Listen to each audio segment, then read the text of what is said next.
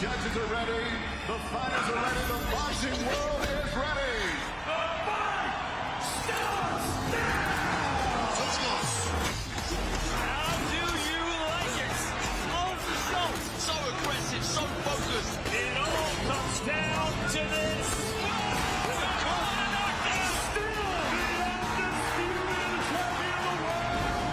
Media workout live on DAZN. We're in New York City. More specifically, we're right here in Times Square, presented by The Ring and DAZN. You saw it behind me. Our fights this Friday, Ryan Garcia, Rolly Romero. It'll take place right there, but today we have the open workouts. That's including Devin Haney, Teofimo Lopez, your favorite fighters going down in the Manhattan Center. But it's my first time in New York, and I couldn't do it alone. Let me bring the Brooklyn boys in. We're live on your TV sets. Come see us, the open workouts right now. Live on DAZN Worldwide, Friday, May 2nd, 6 p.m. Eastern. Garcia versus Romero. King Rye returns in a history-making Times Square takeover, featuring Haney versus Ramirez and Teofimo versus Barboza Jr. Witness a fight night never seen before on a knockout weekend of boxing. Get Garcia versus Romero Friday, May 2nd. Live exclusively on DAZN. Buy now at DAZN.com. Times Square will be center stage for the return of Ryan Garcia as he headlines against the hard-hitting Rolly Romero on a star-studded card that includes. Folks, so we are here at the Manhattan Center for a star-studded card. Ryan Garcia versus Rolly Romero, Devin Haney versus Jose Ramirez, and Teofimo Lopez versus Arnold Barboza Jr.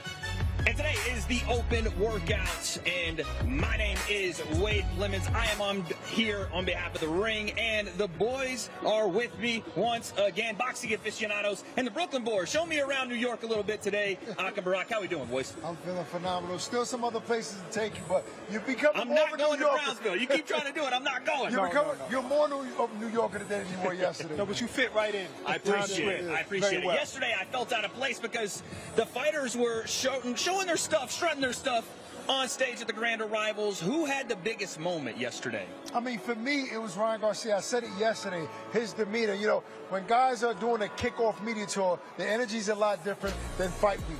His energy feels like he knows he's the man of the hour. This is his event. He's a big star, but he looks in shape, but not sucked dry. He's comfortable in his weight class. When he did that flurry of punches at the end of the catwalk right there, that was in slow motion. When it's fast, trust me, it's fast. He looks comfortable. He's the bigger guy when you're talking about him against Rolly. I think Ryan is going to shine big time on Friday. That's the energy I'm getting from him. Absolutely. Of course, the main event gets the most shine, but you know what stuck out the most to me? Teofimo Lopez. Okay. Just a few fights ago, he was questioning whether he had it. He went from that to like a depression where I lost the joy in the sport. That guy was looking happy yesterday. He was very, very happy, very, very joyful. Look at him.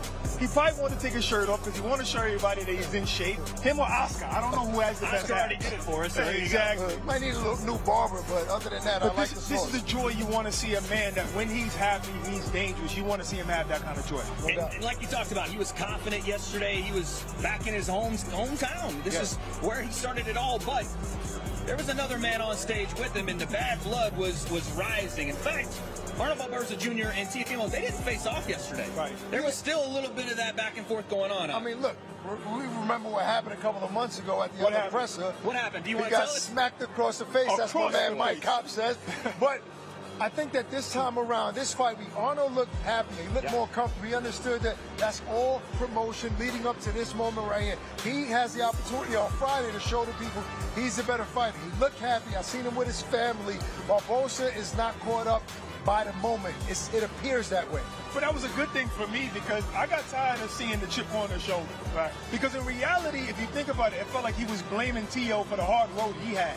You know, I get it. You're about to fight, though. You wanted to fight him for years. It's here. Be happy. Right. You know, It is here. at the same time, he was like, I'm going to keep that same energy. We ain't getting out because I'm going to slap you this time. He was repping the West Coast. Another guy repping the West Coast, kind of, is Devin Haney. He's back, and it's been a long layoff for Devin. A lot of questions around this comeback for him.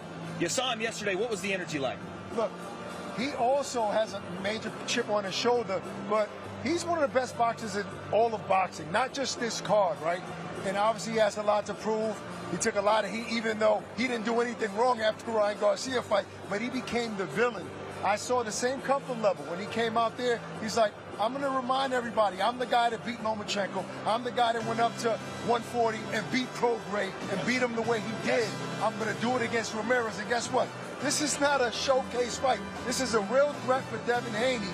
He likes these challenges. Well, he was usually quiet, Barack, but yesterday both him and Jose Ramirez had some words back and forth. Yeah, they had moments when they're in each other's face. Neither one of them really trash talk. Okay, I guess you catch Devin trash talking online or even in somebody's. It's usually a response, though. And you know Ramirez is never going to trash talk. But face-to-face is a fight. Adrenaline is running. People are watching. You're going to say And also we're here. It's fight week. The emotions are flowing, and especially this fight week because we have a stacked fight card for you folks. It's those 3 fights. It's 2 others that we have to talk about right in the middle of Times Square, presented by The Ring and live on DAZN. Here is that fight card. In your main event, a WBA regular welterweight championship between Ryan Garcia and Rolly Romero. Then a welterweight bout between Devin Haney and Jose Ramirez. Then Teofimo Lopez is taking on Arnold Barboza for the WBO and Ring Magazine Super Lightweight Championship. And a debut for a highly touted prospect, Rito Tsutsumi, is taking on LaVale Whittington in a featherweight bout, 6 rounds there. And the battle of the badges between New York's finest and New York's bravest, James Gennari versus Joel Allen. That is a 3-round light heavyweight bout. But folks, now it is time to get our media workout underway, so let's send it into the ring with David Diamante. Well, ladies and gentlemen, it's an absolute pleasure to welcome everybody here tonight to the Manhattan Center for the official workout for Fatal Fury. A huge night of World Championship professional boxing taking place this Friday, May 2nd, from the crossroads of the world, Times Square, New York City. It's all being brought to you courtesy of the Bible of Boxing, Ring Magazine. SNK Corporation, the publisher of the famous video fighting game Fatal Fury, City of Wolves. Oscar de la Hoya's Golden Boy Promotions. Eddie Hearn of Matchroom Boxing, and Box Raw. We're sponsored on the night by the Public Investment Fund. Visit Saudi, STC, SRMG, Dr. Suleiman Al Habib Medical Group, Saudia, the national airline of Saudi Arabia, Jeddah Season, Milaf Cola, Visit Qatar, Core Group, Desert, NHC, Jocko, Sky, Arab National Bank, First Data, Sella, and SMC. Ladies and gentlemen, this historic night with 3 main events is available worldwide. Buy the pay-per-view now at DAZN.com. Ladies and gentlemen, tonight is the official workout for this incredible night, and we begin with a special light heavyweight attraction. It is the Battle of the Badges. The FDNY versus the NYPD, the bravest versus the finest. And we begin tonight with our first fighter making his way to the ring. He represents the NYPD. He's a proud member of New York's finest. Please welcome Joel Allen. Allen.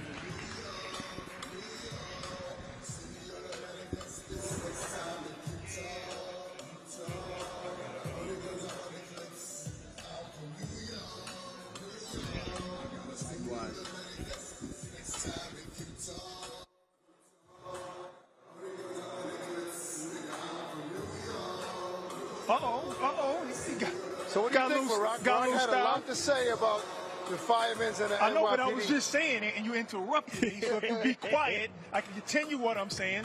The boy got some style. I'm saying he might. Wait a second, I think he could take you. I don't think so. I'm not sure. Hold on now. We might have that for the next one. It might be broadcaster versus a police officer. We'll see. Representing New York's finest. Gentlemen, you'll have to educate me a little more about, what it means to the people of New York to have this first fight on the card. New York's finest, New York's bravest.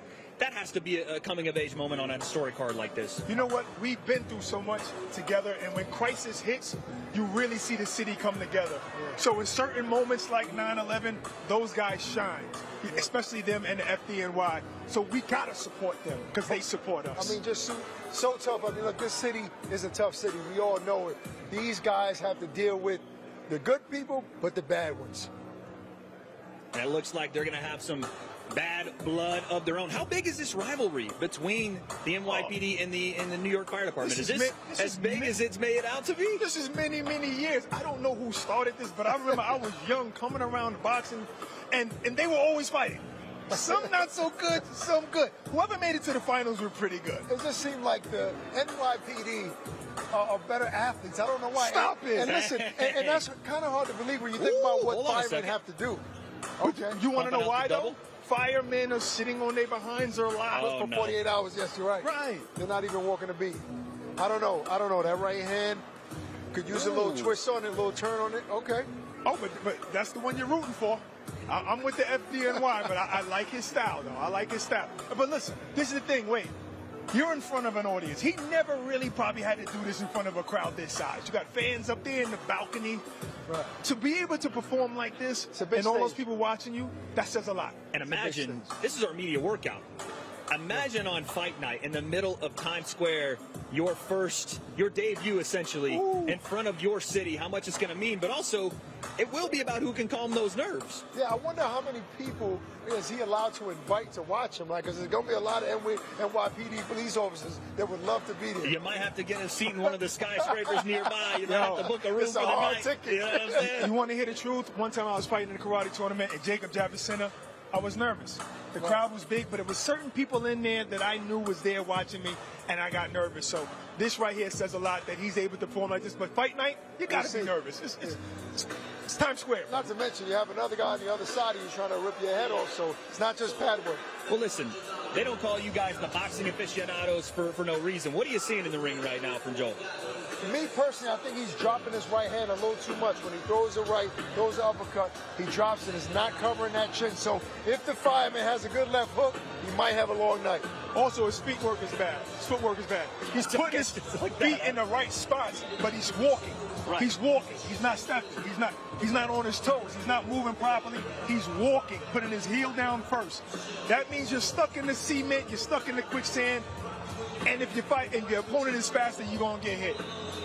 Oh, there goes one of the mitts. Uh-oh. Watch out. He can crack, though. He can crack. We got some power. That just means his trainer didn't hold on to the mitts. No, the mitt's too big. The mitt's too big. It's got to be such an incredible feeling for Joel. I mean, again, you're representing your family, you're representing your department, you're representing the entire city. But again, when you have a moment like this, how do you calm everything down? How does he just try to take it all in? I don't know if he's ever experienced anything like this in his life. No, he can't calm it down. He will be nervous and he won't be calm. But I think more so it's just bigger for the city that actually a police officer is going to be on that stage. Even a fireman, even though there's a rivalry there, I think both guys are happy to be on this stage. Of course. What works for me is usually just telling myself, I do this every day. You know what I'm saying? I've done this before. It doesn't matter if the people are here. It's something that I do every day. So get in there, get in that ring in front of Times Square and just do it. I'll tell you what, he's putting in a full workout here. Yeah. He's going for it. He's breaking a sweat. Yeah. Most of these fighters coming up a little later, I doubt they're going to be out there that long. Right. Let's monitor his breathing. Let's monitor his breathing and see if he's really in shape. I was going to ask you. Right now, he's looking okay. He's looking okay right now. Listen, I have a very limited experience in my own right, but I know after about 30 seconds of throwing punches, you'd be gasping for air if you're not ready for it. Absolutely. One time I was in the gym, we were at a fight, I believe somewhere in Kansas, and Big Baby Miller was headlining, and I saw his opponent in the gym shadow boxing. Oh, you saw that? Yeah. The tongue came out, he gave the... I saw him shadow boxing, and after like 30 seconds, he was tired. So if he could do this, he's in a little bit of shape. Shape for about one round. Yeah, right. We're going 3 rounds here, so again, I think an apropos time frame for two guys that are making their debuts here. But you know, boxing, look, if you have power, you might not need to go 3 or 4 rounds. Yeah, but FDNY used to carrying people up and down stairs. You can't get the job unless you're in shape. Talk to him. You can't get the job unless you're in shape. That doesn't mean you got a jaw, though. Maybe his chin is a little suspect. No, but you was talking about power, bro. Power. Wow. No. True. But You got to back your man. we'll see if my man Allen has Joel Allen, a good beard on him. It's looking a little scruffy right now, the beard. Look a little scruffy.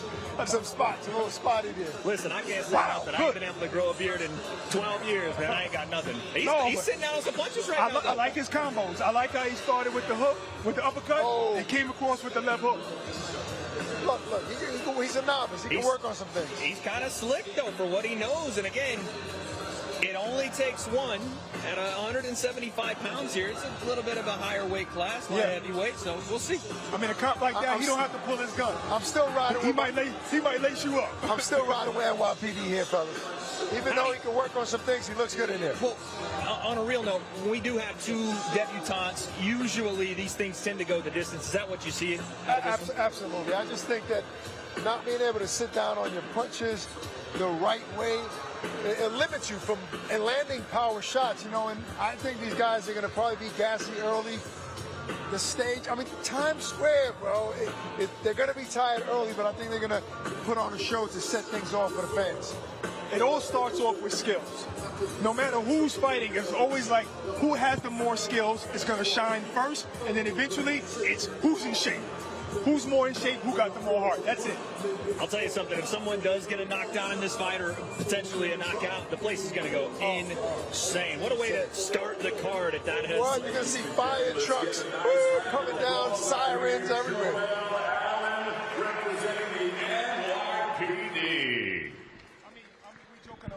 But I love them both, and I don't want to see that. You want to see a good fight, a representation of the city, really. Right? That's what you want to see, a representation of the city. Somebody get dropped? Nah. I want us to appreciate the NYPD and the FDNY what if together. they both drop each other? Maybe that's not bad.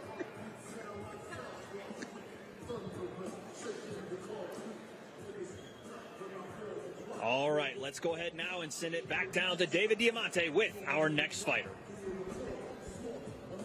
And now making his way to the ring, the other half of this light heavyweight attraction. He's representing New York's bravest, the FDNY. Please welcome James Gennari.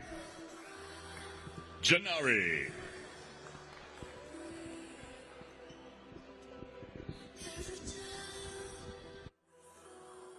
There he is, James Gennari. And I'll tell you, he looks like a fighter, Barack. I mean, from the nose up, yes. I do see. But I'm saying, I mean, he took some shots. That's what I'm saying. Look at that boy's movement. See, that's what I'm talking about. That's what I'm talking about. Stepping on the toes. Wait a minute. Stepping on your toes. What are you saying? Look, see what I'm saying? I'm not liking things right now. That boy like a shark. He's like a shark. I might have to flip. Too late. I already got FDNY. He is fast with his hands. And, you know, we talk about the NYPD and all of their contributions. Barack, talk to us. Why are you back in the New York Fire Department here and their meaning to the city here? They're all first responders, so respect to them all, correct? But through my life in New York, the real first responders, the guys who always show up, if it's a crime, I don't care what it is, fire department. My son had a seizure last year, fire department, the first was before EMT. If there's a gunshot, they're there. I'm not lying. They're there before the police. That's why I think it's the most bravest job in the world. You know, we talk about fighters and how this road is such a hard road to travel, and not many people, maybe the heart, the mindset, the will to do it. These two professions are one and the same in that same mental, physical grind, the ability to be brave when others aren't. And even if you're scared, you can't show it to anybody else. These men and women in the first responders of New York, I think people are going to understand this week and hopefully in their daily life the sacrifices they make as well. Trust me, there's some fighters, professional stars that won't do what some of these first responders would do. This city has so many buildings. There's been so many fires throughout my life. And talk about walking into a burning building to save children, women, animals. These guys do that on a daily basis. You talk about heart, these guys got the biggest hearts in the world. Two underappreciated professionals, especially fire department. Listen, man, James is looking sharp. I'm not seeing the heavy breathing that we saw a little bit of in the last one. But again, he's just shadow boxing right now. Let's see if he gets the gloves on and start hitting the miss what we got. What I'm not seeing is more punch selection, though. A lot of the repetitive combinations. He loves that hook. Okay. He loves it. I do want to see some more jab and head movement. I don't want to see staying in the same spot doing the same move. What if he went to the Ryan Garcia School of Boxing and fell in love with the hook? What if he's got it like that? You never know. Well, if he has that Ryan Garcia speed and power, then he'll be in good shape. Okay. This is what I wanted to see. Okay. That's right. That's right. Here we go.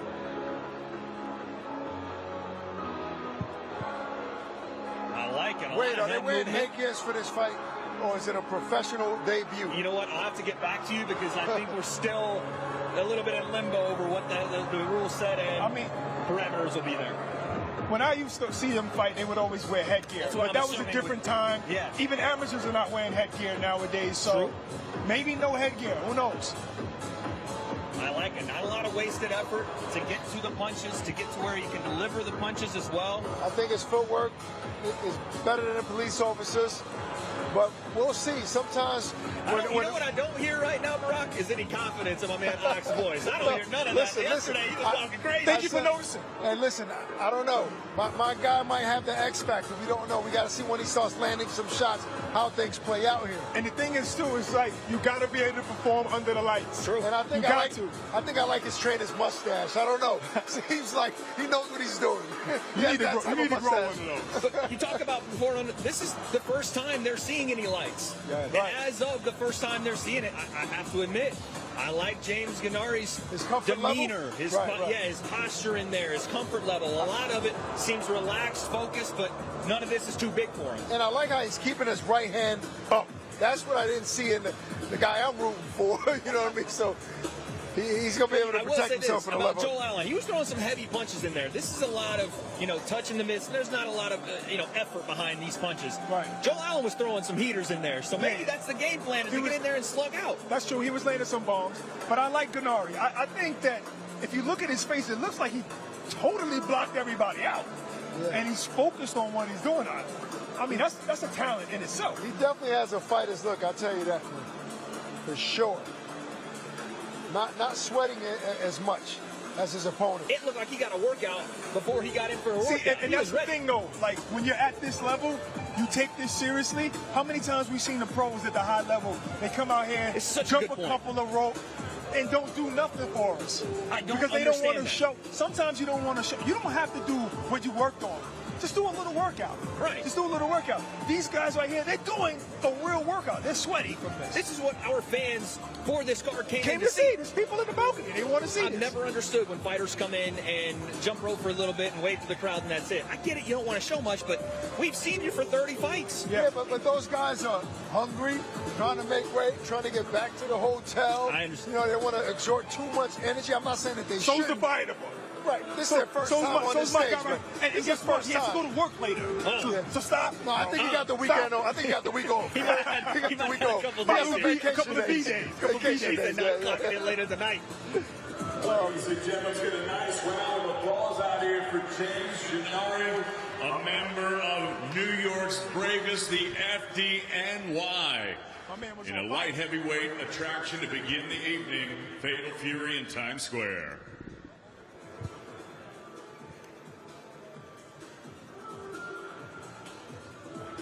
Was he on fire or what? He was on fire. Yeah. If I had to place a bet or something, if I have to make a decision right now, I'm on the fence now on that fight. Too late, buddy. Let's go ahead and send it back to David Diamante with our next fighter.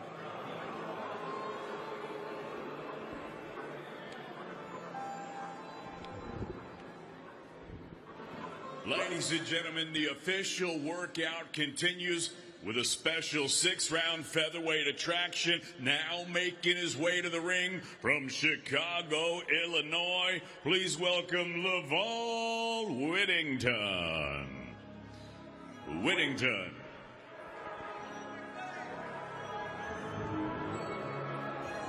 LaVale Whittington, upset-minded coming into the ring. You're looking at me crazy, Barack. Talk to me. What do you see? Because I'm just surprised. First of all, he came in too confident for me. I mean, Susumi, you know, obviously he's the prospect. He's the guy that people probably expect to win. But this boy came in here real confident, and he's looking decent. Good. I don't love the workout fit, but he does look comfortable. What's wrong in with there. the workout fit? I don't know. It's a big stage here. I'm not sure. It looks like something he just what it grabbed is? from the hand. He's a Knicks homer. We get it. He's got the Bulls jersey on. We understand. You ain't trying to root for that. Exactly. Listen, there you go. Mike still put y'all down a couple different times. All right, I'm sorry. I had to let you know.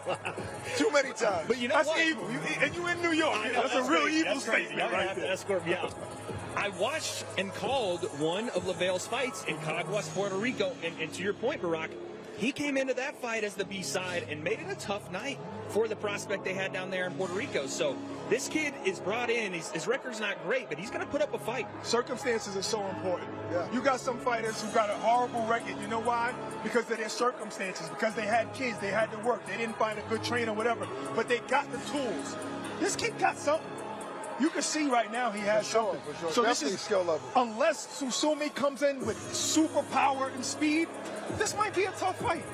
And we do know Susumi, like we said, is the prospect here. He is 59-2. He has a junior world championship to his name. And you just never know in your debut how you're going to come out. What do you expect from him? It's just different. Like to your point, you never know, especially the stage that he's going to be on Friday. He's in another country, New York City, the middle of Times Square, and he's fighting a game opponent. So we're not sure if he has the goods yet. As far as the amateur background, of course, that seems good. In a professional prize fight, it's a different story. I'm expecting him to want to put on a show. I don't know what that's going to look like, though. Now, you talked about the workout fit. I just now noticed, I don't know if those are black forces, but black low tops he's rocking in the ring there. I always worry. Now, those are Nike Vomeros, they call it. I got a pair of those. I should have known. I had two I'm okay sneakerheads. with Those are not forces, though. Those are not forces. Listen, I get He my can shoes still at be in Kmart. business without forces. Yeah, they're all black, True, though. They're all black. True, they're all black. With the short socks. I want to ask you, though, when you get into a ring, like usually I've been told, again, I've had one fight, 1-0, no big deal. I would wear my boxing shoes. No, I wouldn't be wearing the sneakers. You might roll an ankle in there, man. Well, you're not going too hard. I mean, this is just a little showcase for the media, for some of the fans that are here in the building today, showing you guys, hey, I'm coming here to win on Friday. Remember I said circumstances? He might not have boxing shoes. And that's a great point. And I wanted to get to saying yes, because I saw him in Puerto Rico. What's a young man from Chicago doing down in Puerto Rico for a fight? Now he's in New York. This kid is saying yes to big opportunities. He wants something out of this, and it's a win in front of so many people and to upset this massive prospect we have on this card. Kids like that got to stay ready, so you never got to get ready. And we're going to find out if he's that guy that stays ready on Friday night. That's right. I mean, he's giving us a nice little show, too. Just like our first responders, he's giving us a nice little show. And obviously, you can tell he's a guy that's been in there, some experience, good footwork. I was going to nice ask you, what punch are you seeing? placement. Yeah, I see a guy that has been in there, obviously more experience on the professional rankings than his opponent. So maybe that'll play a part in the fight. Shadow boxing with the gloves on, kind of the reverse of what you normally see. We shadow box, then we hit mids. He hits mids, then shadow boxes. But just giving the people in here and the Manhattan Center a show, and it's got to be great for him. Saying yes will put you in places in life that you never thought you would go, regardless of his record. Look where he's at. Look at the stage he's on. How great it must be for that young man. 100%. First of all, I always say that you should shadow box with gloves on. Either that or some 1-pound weights. You got to get used to punching with some kind of weight on your hands at all times. You should never really do it without anything, but it is what it is. But this is the thing. He's on a great stage. This is a wonderful thing. And you know what? Yeah, you could come here as an opponent, but imagine if he was the one to win. Trust me. Imagine. That has to be life-changing. On a stage like this, has to be. No question about it. Believe you me, that kid has a lot of people in Chicago going to be tuned in on Friday watching this fight. I'm sure. Absolutely. And again, the eyes of the world will be on this card. We have so many great fights. To be able to lead them off, not only as our Battle of the Badges will, but LaVale and Susumi, you're going to start to see it build, a fervor, an energy from the New York people. And I felt it all week already. Respect to the Ring magazine for even doing this. You had 3 headliners. who can actually headline all by themselves. Separate cards. And to do the first responders and to do these young up-and-coming guys, I love it. Lamar Whittington.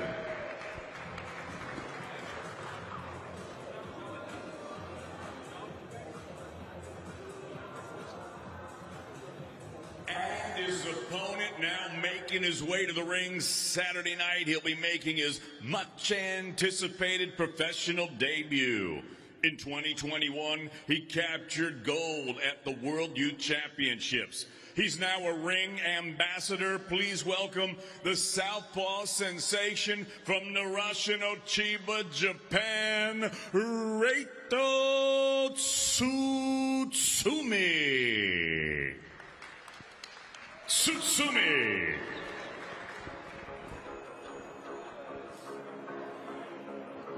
Rito Tsutsumi, 59-2 as an amateur, making his pro debut. Barack, what are we looking for out of this young prospect? Look, I think that's obviously we all know it's a big stage, right? Times Square. Even though he's won a lot of amateur fights, this is a different story as a professional. No headgear, small gloves. I expect him to want to shine, to want to put on a show. I'm not going to pay attention to his style. Obviously, he can fight. What I want to know is how does he handle the pressure? We're going to see that Friday night. And it's a 6-round debut. So it's not like we're getting the 4 rounds, which is, customary. So I have a feeling that we're going to get a show out of both fighters. Again, Lavelle Whittington comes to fight. So this will be a test for the young prospect. And folks, joining us now is the chairman of Matchroom Boxing, Eddie Hearn, in the building. How are you, Eddie? I'm good. I'm excited. I mean, just back off a historic event at Tottenham Hotspur I don't know how Stadium. you're awake, my man. This is crazy. I'm running on adrenaline. Yeah. And of course, this Saturday, Friday, of course, Times Square. Saturday, Canelo in Saudi Arabia. Yeah. It's non-stop. Boxing's on fire right now. What a time to be alive. It really is. And I was in London for the atmosphere that was Chris Eubank Jr. versus your guy, Conor Ben. Can you just speak to the people about that event? Ring Magazine, DAZN, you guys absolutely killed it, and I just want your thoughts. Yeah, it was, to be honest, still digesting it because it was that wild. It was one of the few times that my fighter had lost and I wasn't down in the dumps, I wasn't depressed, because what I saw was just probably the best fight I've seen live. On an occasion like that, sometimes you get all the hype, big stadium fights, and they go in a little bit cagey for 6 rounds. These guys just went to war from the first bell. All heart, legacy, family pride. Eubank Senior turning up on the night in the ring, Nigel Benn, and the fight lived up to every single ounce of expectation. So very proud, and I feel like that kind of lifts the whole of boxing. Like whether you had a fight on the card or you were involved with it, anytime there's a night like that, it gives boxing a shot in the arm. And Conor Ben will be here in town tomorrow, and I'm sure he'll be stirring things up. Ryan Garcia's here. He wants to fight. Right. He wants all the smoke. That's what I was going to ask you next, Eddie. I mean, after that type of fight, right, how does he get up to get himself together, get on a long flight, come back to New York? Because he had to be sore and maybe down and out. But there's nothing to be ashamed about. Like we said it all week, that was one of the best fights I've ever watched. I mean, were you surprised when he agreed to come? I mean, he's living on the adrenaline as well, and he was back in the gym on Monday. A lot of fighters do that. That week after the fight, they'll actually go back to the gym, and then they kind of crash, the back end of that week. It just all gets too much for him. But he's a guy who's got a lot of energy, and what an opportunity to come to this event at Times Square. I mean, this is crazy. When His Excellency said, we want to close down Times Square, I'm looking at the card thinking, you do know that you can sell out MSG, Barclays Centre, or anywhere you want. You're leaving a lot of money. No, I want something that is iconic, that the whole world is going to tune in to watch. Because you just don't shut down Times Square for a fight. But you will do on Friday night. All right, speaking about iconic, you started something that is becoming an event now, especially in London, the 5K run that you do. It's like a precursor to the event. Are you going to do it here? And where are you going to do it? But now you've said it, we Let may the well do people it. know so they can run with you. Listen, Let that's the city 5K. know. I mean, I don't want to, I'm not one to go. I didn't do 10K over Central Park this morning, do you know what I mean? But 5's enough, do you know what I mean? But yeah, we might do it. We did it. We shut down Oxford Street for the Ben Eubank fight. That looked incredible. We had like 600 or 700 people running through London. It was amazing. So Did you look at that and say, wait a minute, this was probably just me and Frank and a couple of other guys? Do you know what? The weird thing is, Fight Day 5K started in Cardiff, where I just put a tweet out at like 9 o'clock the night before saying, we're going for a 5K run tomorrow. Meet at 10 o'clock in the city centre at this memorial.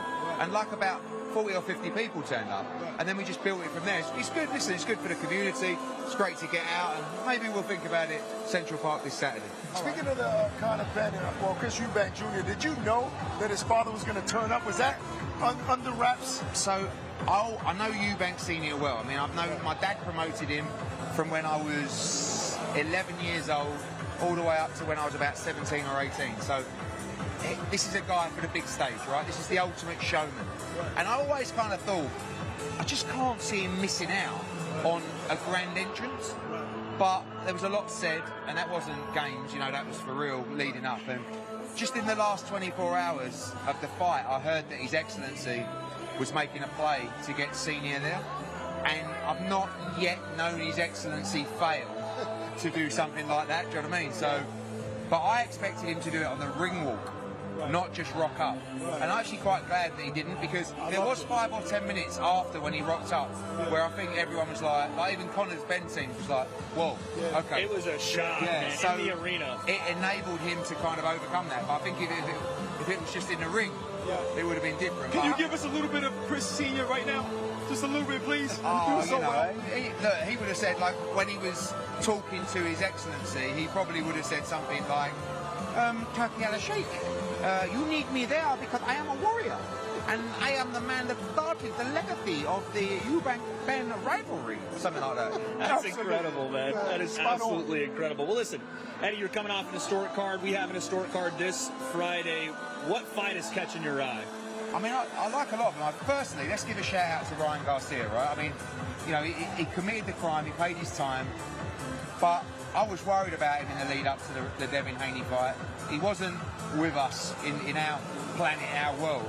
And what he's done to get himself back on track is quite remarkable. I honestly felt like after that ban and how he was behaving, I wasn't sure we'd see him in the ring again. And to see him back looking healthy, fresh face, the guy's an asset to the sport of boxing. And when he's on, he's on.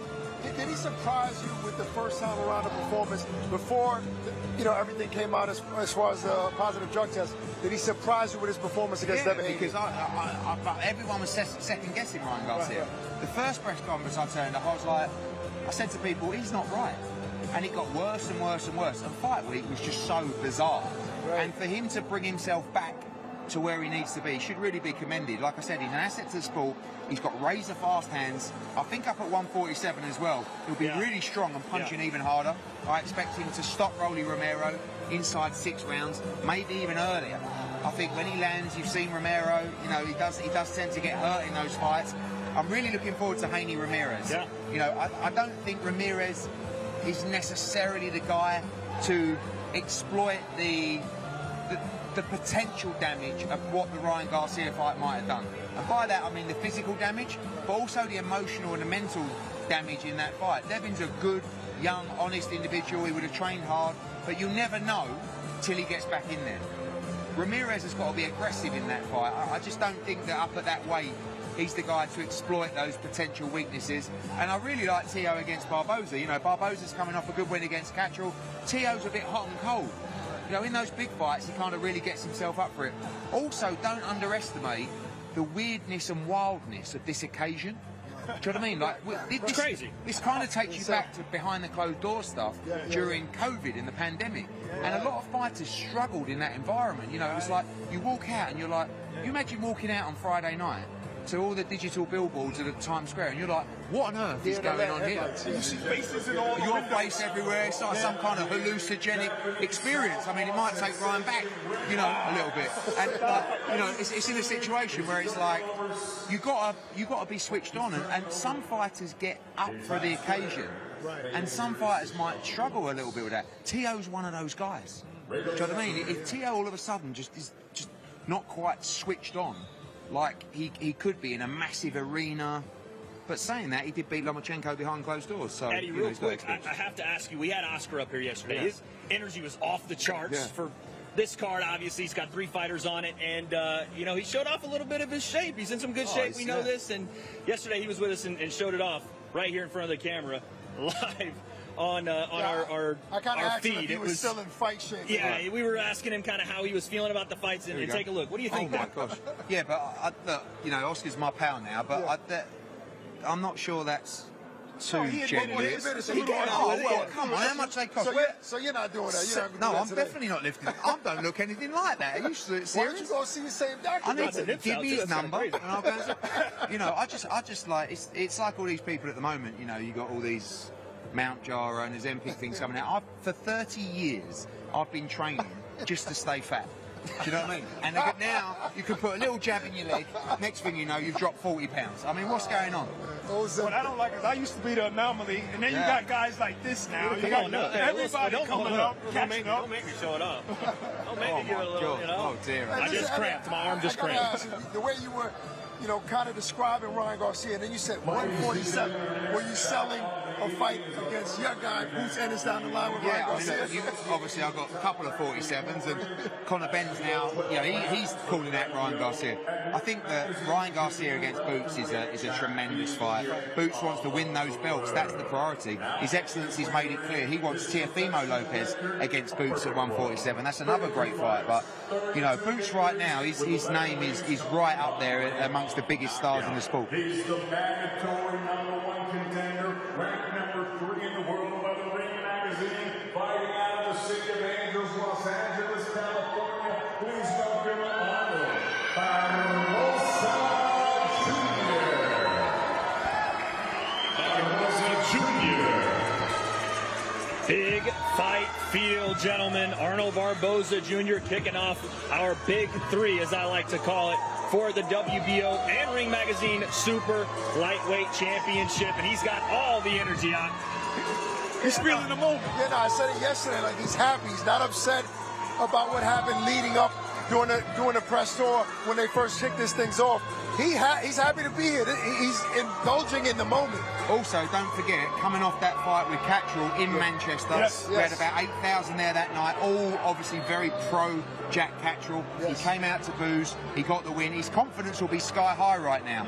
And, you know, his temperament was good that night, and I think that will put him in good stead. He's winning close fights, but close fights against really good guys. I mean, look, Ramirez, you know, Cattrall.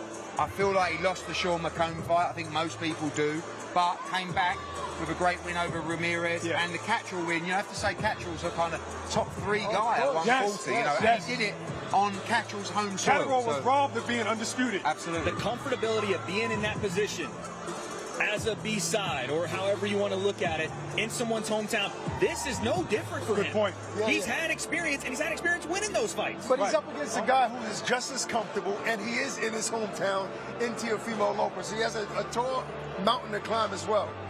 I like how he's feeling the moment. I like how he put all of that anger behind him and said, I'm here. I got to soak it all in. There's people cheering for him right now.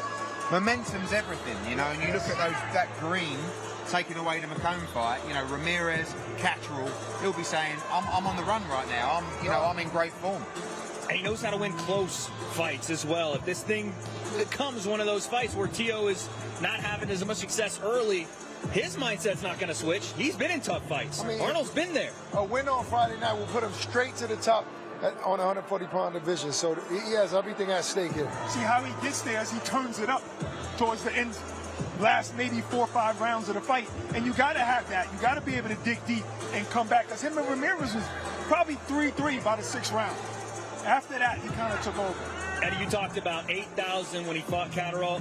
This environment's going to be like nothing any of these fighters have ever seen. But do you feel that and some of these wins in opponent's territory have prepared him for this? Yeah, but I feel like this is where the training team is very important, because that new environment that you're in, sometimes the fight and those rounds can pass you by, and even the trainer is not in the kind of emotional roller coaster of that big arena, big noise. Listen to me, listen. Like, you can hear what the trainers are telling the fighters in this crowd, in this environment. And you really need the trainer and the team to make sure he's in the moment. So not walking out and kind of letting it pass you by. 3-4 rounds in, you're 3-4 rounds down, and you've got, from the first bell, he's got to be switched on. The reality is you never really know what you're going to get against Teofimo Lopez. You know, I mean, he could come out and he could look sensational, and he could stop Barboza in 6 rounds, or he could look quite average and lose on points. Do you know what I mean? And Eddie, what do you think about him wanting to fight Teofimo for so many years? And when I tell you he has been calling him out, does he see something that we don't see, or is he just gunning for the big dogs? I think he wanted the shot, and Teofimo's the big name. This guy was #1 for the WBO when Teofimo had the belt for ages and ages and ages. Never really got the shot. Even when Ramirez was champion, he was mandatory, never really got the shot. And, you know, he surprised me with the last couple of fights. And again, it's all about momentum, and he comes in this fight with a lot of it. He absolutely does. Eddie, we appreciate you, my man. Cheers, it's good guys. to see you again. There he goes, folks. The chairman of Matchroom Boxing. Always good to talk to Eddie, man. He's a bigger guy in person than you realize sometimes. No, he's big. He's big, and he can talk. We can just take a break when he's on the mic. I remember the first time I met him, we was in London, and I'm like, wait a minute. You're standing next to Joshua, and almost neck and neck. Like, big guy. There might not be a better promoter on the mic right now than Eddie. No, absolutely. He has a photographic memory. He's funny. He's witty. He just did Chris Sr. for us. Unbelievable. I can only do country bumpkins, and Tennessee is my accents. But Barboza looked slick here, gentlemen. He looked very, very fast. He looked comfortable. He didn't look out of his element at all. He definitely looks ready for the moment.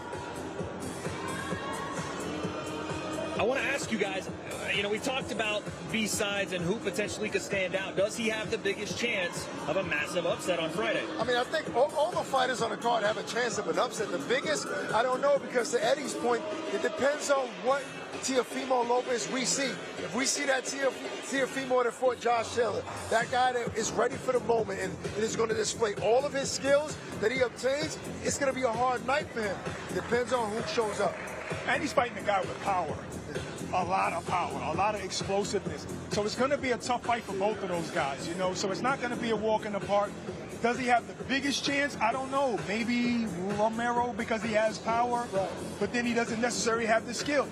Barboza has the skills. Yes, but are you matching skill for skill with Teofimo Lopez? Does he have the biggest shot to outbox the guy that's considered the better boxer in Teofimo Lopez, or Romero because of his power, the bigger chance of Depends an on upset? how you fight. And if you look at his past fights, the way he fought, it's kind of made for Teofimo's style, so to speak, for him to look better. Unless he throws something different. Maybe he's going to do a lot of feints. Maybe he'll do double jabs. Or maybe he's going to make Teo come to him like Jermaine Ortiz did. I don't know. He's showing some moves right now. I like what Eddie said about which potential Teo will show up. We're going to get the Arnold Barboza that shows up. He doesn't show up in different mindsets and different physics. No, he shows up to fight, to win, to take you into deep water, and I think that's going to be the case on Friday. Which is why he has so many wins. He definitely is definitely that same guy every time. He hasn't broken a sweat yet. Oh, no, he's in shape. He could go for another hour doing that. Oh, 100%. This is nothing. And for a guy that, you know, we talk about the weight cuts and how you might not be feeling the greatest right now, you don't see it on his face or in his movements at all. No, not at all. Well, there it is. Arnold Barboza's open workout. Let's send it to David Diamante. Arnold Barboza Jr. undefeated.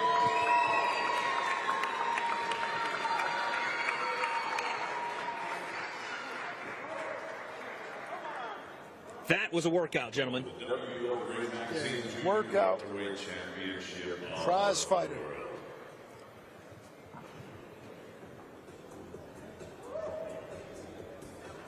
And now making his way to the ring, please welcome his opponent. His professional record, 21 victories, only one defeat, with 13 wins coming by way of knockout.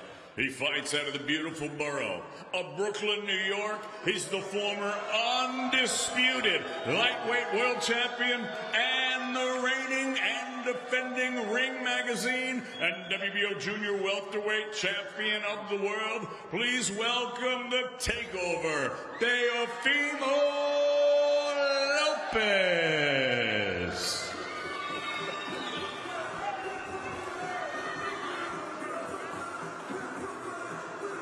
He almost missed the stairs there, gentlemen, but Teo is finding his way to the ring. And you heard the crowd go crazy, obviously the hometown guy. But when we get ready for Teo as he walks into the ring here, what are our thoughts about his fight with Arnold Barboza and how comfortable he looks right now, Ak? I mean, look, we said it. Both guys look very comfortable. I think Teofimo, obviously, when you're in your hometown, you're going to have a certain comfort level. But he has a big showdown on Friday night. You know, we got to see if he's comfortable in the ring come showdown. So while he's doing his laps around the ring right now, we are standing with his opponent, Arnold Barboza Jr., who is having a dance of his own here beside us. How you feeling, Arnold? Oh, man, I'm feeling good, bro. I'm juiced up. You got to show me a little bit of that. I don't know if I got the hits for it, but I'm trying to, man, it's already, Tuesday, man? We got Fridays coming up, man. We ready. Yeah, I noticed that, you know, obviously on the press tour leading up to this fight, there was some real bad blood. I mean, there's been bad blood between you guys for a while, but in terms of what happened when you guys faced off, you were very upset. This week, I noticed yesterday, you have this, I don't know, joyful type of vibe. Your energy was good, like you're comfortable, and you're not overwhelmed by the moment. Nah, man, look, that comes to my last two fights. You know, I won the Saudi, the underdog. I won in the UK, man. It was an amazing crowd, like 15,000 fans booing me, turning me on, you know what I mean? Like, everything's built me for this, man, you know what I'm saying? Especially the last two fights, so I'm excited, man. It's the biggest fight of my career. Against the toughest opponent of my career, man, but we're looking to show up, man, and make it look good. Absolutely. I mean, you definitely had the two great fights that put you up there. But it looks like you're soaking up all this energy right here. But why didn't you guys, the only guys that didn't do the face-off, why?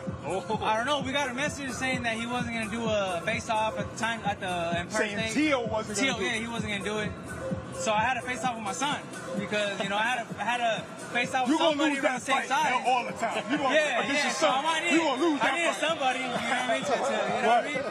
So I faced off with my son, and then at the grand arrival, man, I mean, I was in the middle, bro, you know what I'm saying? But look, it's all right, man. It just shows, you know. Are you excited? Because I hate that question, but you look excited, and I don't really get to see you look excited. Oh, man, it's because, you know what, man? I'm finally showing my personality, you know what I'm saying? Like I'm excited. And you know what I noticed also? You just moments ago, you said, I'm fighting the toughest fight of my career against the toughest opponent. So despite of the bad energy, you have made it clear that Teo is a very talented fighter. You know what you're up against. Oh, man, you know, you can't, you know, I give credit when credit's due. You know, I'm mad. You know what I'm saying? I'm not, you know, I'm not a hypocrite, bro. I'm like, oh, no, he sucks. Nah, bro, you gotta respect what he's done. Well, you know what I'm saying? I was going to say, we're watching him right now. Before we came on screen, I showed you that Teo was coming out, and you kind of went, nah. Bro, what do you see it? I don't really care to see it, bro, because I'm going to see it on Friday. I can't wait. You know what I'm saying? Like we got unfinished business, bro, and I don't put my energy into the press conference right now because everything already happened. And now on Friday, baby, we get active. What do you think the weigh-in is going to be like on Thursday? Oh, man, we got to see. I don't even know what it's going to be like, but I know I'm juiced up right now. I can't even wait for weigh-ins. And you ready to face-to-face with him on Thursday? Whenever. Now, after the fight, you know, once it's over, win, lose, or draw, are you man enough to shake his hand, dap him up, and squash whatever bad energy you guys had? Man, you know what? I'm going to respect Teo as a fighter, you know what I'm saying? Because he's going in the ring with me. And I feel like any man, anybody that goes in the ring, you know, deserves that respect. You know what I'm saying? So as a fighter, he has my full respect. You know, when we after the fight, you know what I'm saying? As far as, you know, I'm going to be best friends, you know what I'm saying? But we'll see, you know what I'm saying? That's what we're looking for afterwards, you know? No, man. Afterwards, it's all love, man, no matter what. Right. I want to ask you, Arnold, you're having just a blast out here. Yeah. And you talked about going into people's hometowns and beating them in front of their crowds. You relish this kind of, I don't want to say villain role, but playing spoiler to a lot of people. You relish that? Yeah, man. You know, I had a meeting with Turkey today. He was telling me I've been messing up plans, man. You know what I'm saying? So that's good, man. You know what I mean? Like I messed up, you know, a few plans already, man. And I continue to keep it going. We'll call him. Well, I call him the disruptor. How about that? The disruptor. I like that. I like that. That makes sense. Have you walked around Times Square and you see exactly where the ring is going to be? All of the big lights, the big screens. Have you took a look and soaked it in? You know what? We passed by it right now. We see them setting up, and I was like, oh, bro, that's... Yeah, it looks ready for that moment. Oh, man, yeah, man, I'm ready, man. That was amazing. The weight cut look a little different on you. Is that so? I mean, I don't know. I'm only a few pounds over, so that's it. We're good. You don't show. Is it always like this for you? Yeah, I mean, you gotta remember, I just came out off of 2 fights, back to back. I fought in November. I had a week off, and I got the fight. I tried to push the Catterall fight like at least 2 weeks. It was my birthday. They didn't want to do it, so fought Catterall. So right after Catterall, a week later again, that Sunday, I go back in camp because fighting this fight. So you one of those fighters that lose your abs and you just get chubby? Oh, no. Right. I mean, I ain't born with abs, you know what I'm saying? Right. So, like, you know, I go to my grandma's house, she has enchiladas and tacos, you know what I'm saying? And then, you know, I might lose a cube or two, you know what I mean? Hold on, what do you think about Teofimo's jumping rope skills? He always showed that on social media. He has some skills on the ropes. No, that's cute, yeah, that's good. Yeah. Oh, he said it's cute. No, you know what I mean? He don't care. Yeah, I don't care, bro. You don't want to look at the guy. Yeah. Who cares? Nah, I see him on Friday, man. He said he can't jump rope in the ring anyway. He's gonna have to Oh, no, figure something else out. No. We're gonna do it, man. Watch. You guys gonna be in for the best fight of the night. I promise you guys. Really? Fight of the night. Fight of the night. Watch. You guys see. Without giving too much away to us, because I know you've got your game plans. You've seen the holes you want to see in Teo's game. What does fight night look like for you? You enter that ring, Times Square, they hit the bell, round one begins. How does the fight go? Oh, man, it's time to eat. You know, it's time to eat, man. And we're starving. You know what I'm saying? So we're ready to go, man. So this is what we've been saying. I know how you fight. The last time you just beat a two-time champion. Yeah. You know, Ramirez, and you beat him by being first. You beat him by outworking him. Sometimes you was countering him. I'm getting a little, you know, I'm getting a little answer.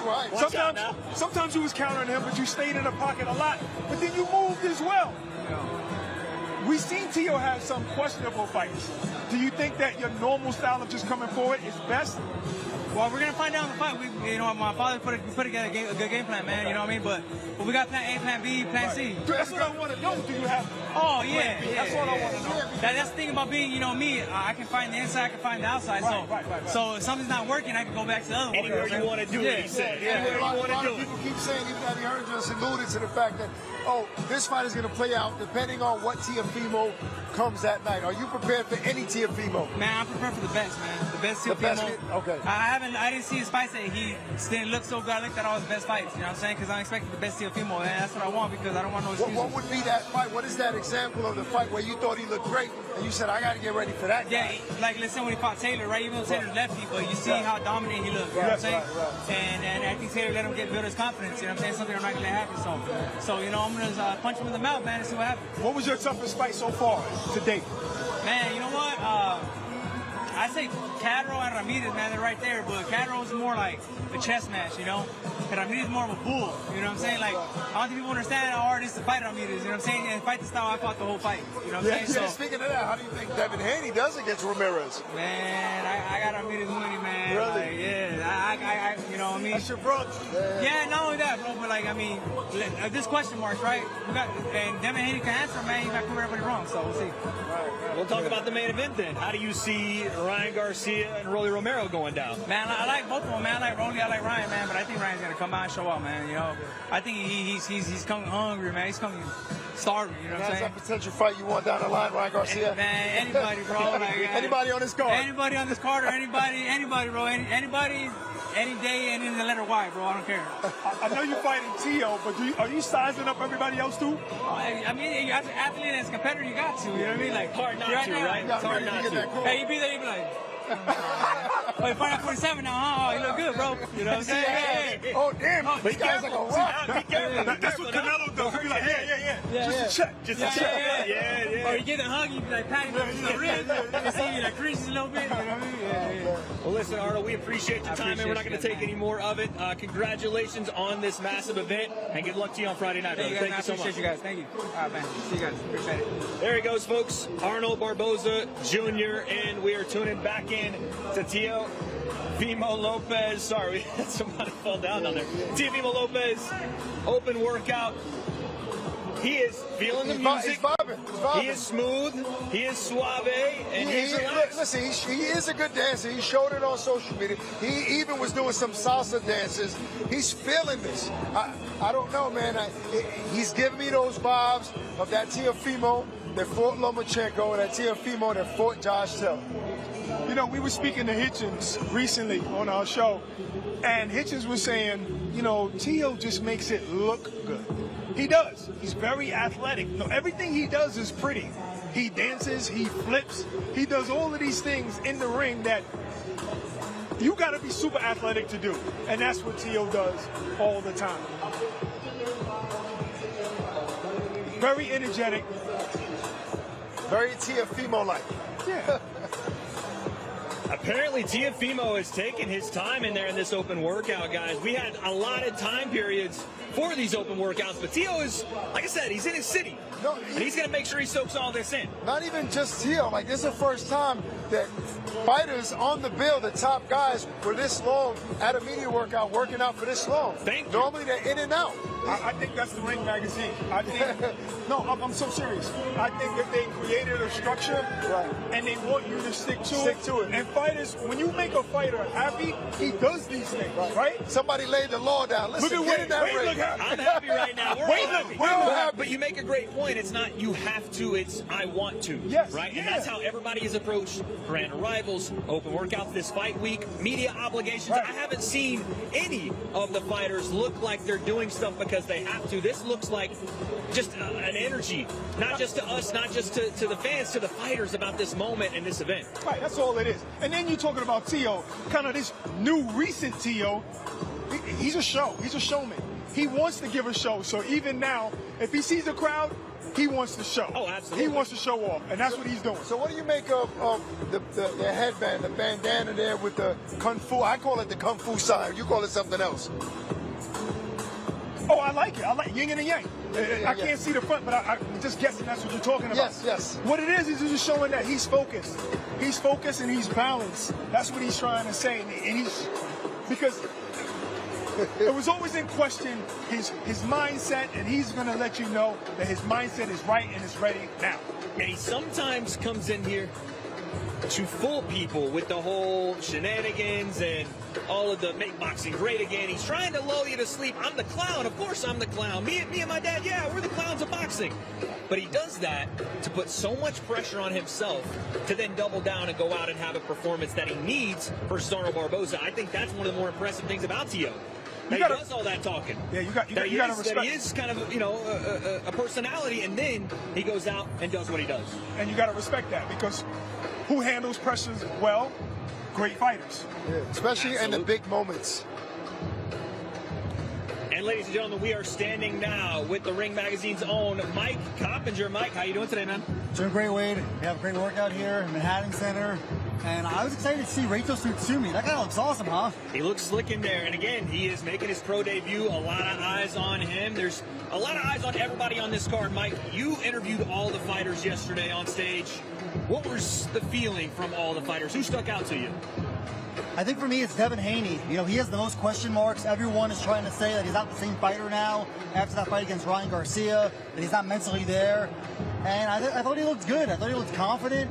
And we all know what's coming next, right? It's going to be the rematch. So Ryan Garcia, Devin Haney, spotlight's on them. Maybe. What do you think? Yes. I thought what was coming next was you getting slapped across the face. By saying, you got slapped across the face, Barboza.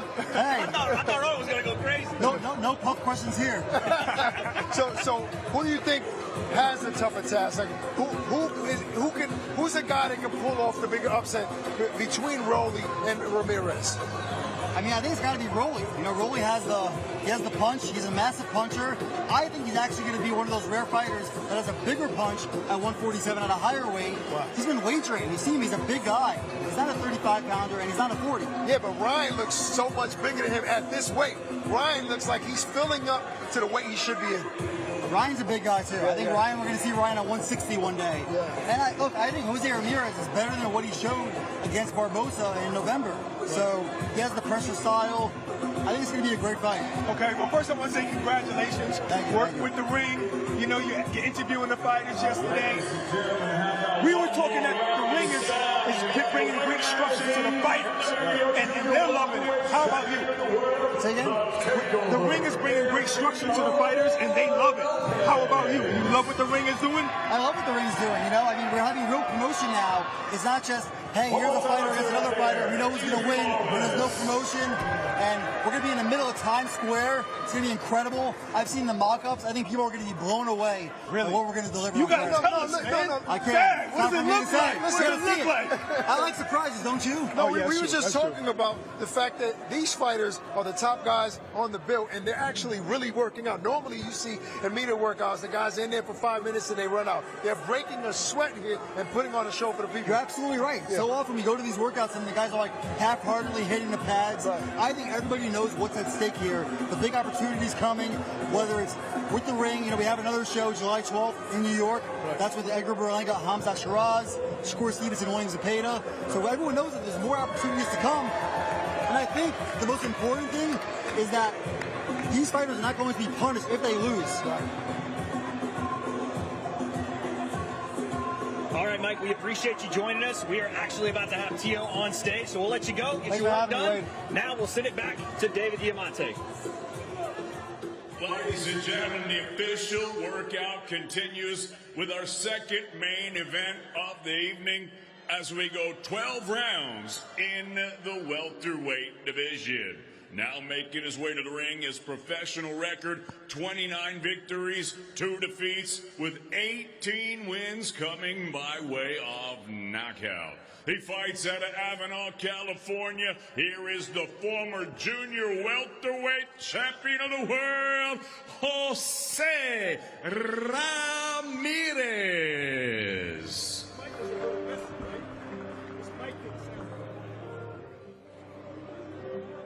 Jose Ramirez making his way to the ring. A massive opportunity for him with all eyes, it feels like, elsewhere. Devin Haney, Ryan Garcia.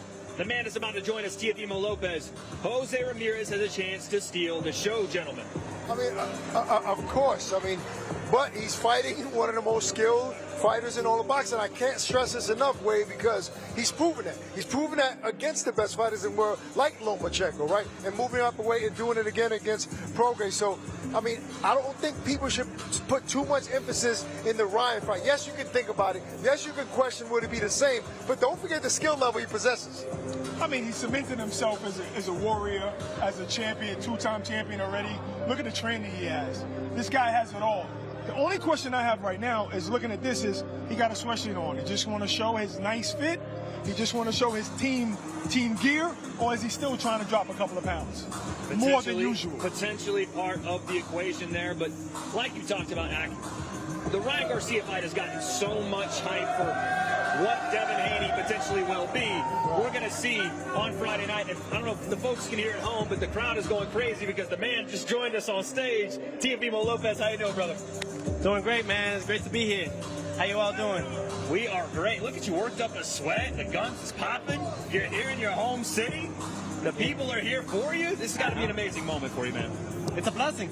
It's a dream come true for all of us and for myself as well. We're here to take not just part, but take over as always. It is the takeover, and we're ready to do our thing and showcase our skills. Now, you look happy. I mean, I asked Barboza, did he walk over to Times Square where they're putting a ring together and seeing the big billboards and so on and so forth? Have you took a look at that and envisioned what's going to happen on Friday? Absolutely, absolutely. Come on now. I mean, we've known each other for quite some years. I got to say, man, just enjoying, embracing every moment.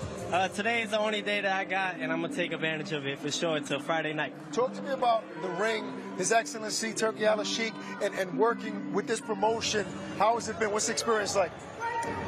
Yeah, you know, see, this is what I love about it. It's the best place to do it. It's here in New York City. No one got filters over here.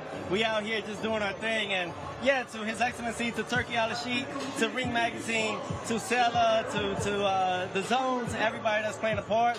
I mean, come on now. This is what it's all about. We're making boxing great again. And what better way than showcasing it with the young talent that we have on Friday night? You said something to me yesterday. It was very humble. You said, you know what? This is their show. This is Ryan and Rolly's show. But I think in your mind, you just want to steal the show with your performance, correct? he keeps saying it's a takeover. It is a takeover. However, you know, my thing is I'm just going to come here and do my part. Got to do what I got to do. Start it up for everybody, amp it up, and God willing, you know, they do their part, and they try to do what they can on their end. You headline. To be honest, it's just another day. Another day to have fun, another day to see where I'm at in my boxing career, and if I still got it. So something changed, though. Something changed because You was unhappy not too long ago. Now every day, you're happy. What Smile is on it? your face. The ring? It's the check that's coming after Friday, but outside of that, though. It's not your check. It's not your pay. I know. I want $40. I Pocket watcher. ain't get a little piece of that. Oh. But you're feeling yourself, man, and I can see it. You're just so loose. But on fight night, I know you're going to be locked in, ready to go. How does this fight look? Round one, the bell rings, you step in. Across the ring is Arnold Barboza. Well, it's Fatal Fury, City of the Wolves. We saw Chris Eubank and Conor Ben this past Saturday. They went at it. They did their thing, and that was a war. So you never know. Anything can happen in Fatal Fury. And I'm glad to be a part of it. You know, everybody keeps talking, at least some pundits keep saying, this fight is going to play out with Teo winning big if he's the Teo that we know he can be, but it depends on what Teofimo Lopez shows up. But what is that when people say there's two different versions of you? Well, they haven't seen the third one yet. You guys are going to see it. Get your pay-per-view live on the Zone Friday, May 2nd, Times Square takeover, Fatal Fury, City of the Wolves. This is what we do. Teo the Trio. Let's go, and this is where it starts. I'm so grateful. Thank you for all you fine men. You guys are killing it. Keep on going. These guys are educated at what they do with boxing. They've been on my tail, but now we're going to show them my fur. Pause. I wasn't there. That wasn't me. Tail to the fur, to the lion, you know. Listen, Teo, when you envision winning, is it you looking over Barboza with a big knockout stoppage? How do you see winning that fight? You know, I said it to Sean Porter in the Porter Wake podcast. I told it to him. I told it to you guys. I don't know. That's the trio right there. We don't know. He don't know. We're going to find out on Friday. Teo, thank you for stopping by with us, man. We appreciate you. Good luck. Thank you, fellas. Appreciate you all. Peace and love to everybody. Keep on doing what you're doing. And one thing I'll tell you, my own advice, don't you ever fucking quit. Don't you quit. I know I can't curse, but don't you ever fucking quit in anything that you do. I promise you're going to make it one day. I'm still trying to make it one day. There you go. We apologize for the language. Not the message, though. We love that message from Teo. But let's send it back to David Diamante with our next fighter workout. They're now making his entrance to the ring. He is undefeated in his campaign as a professional with a record of 31 victories, no defeats, 15 wins coming by way of knockout. Fighting out of and representing the Bay Area, here is the former WBC Junior Welterweight World Champion, the former undisputed lightweight world champion, ranked pound for pound number 9 and ranked number 1 in the world at junior welterweight by Ring Magazine, the Dream, Devin Haney.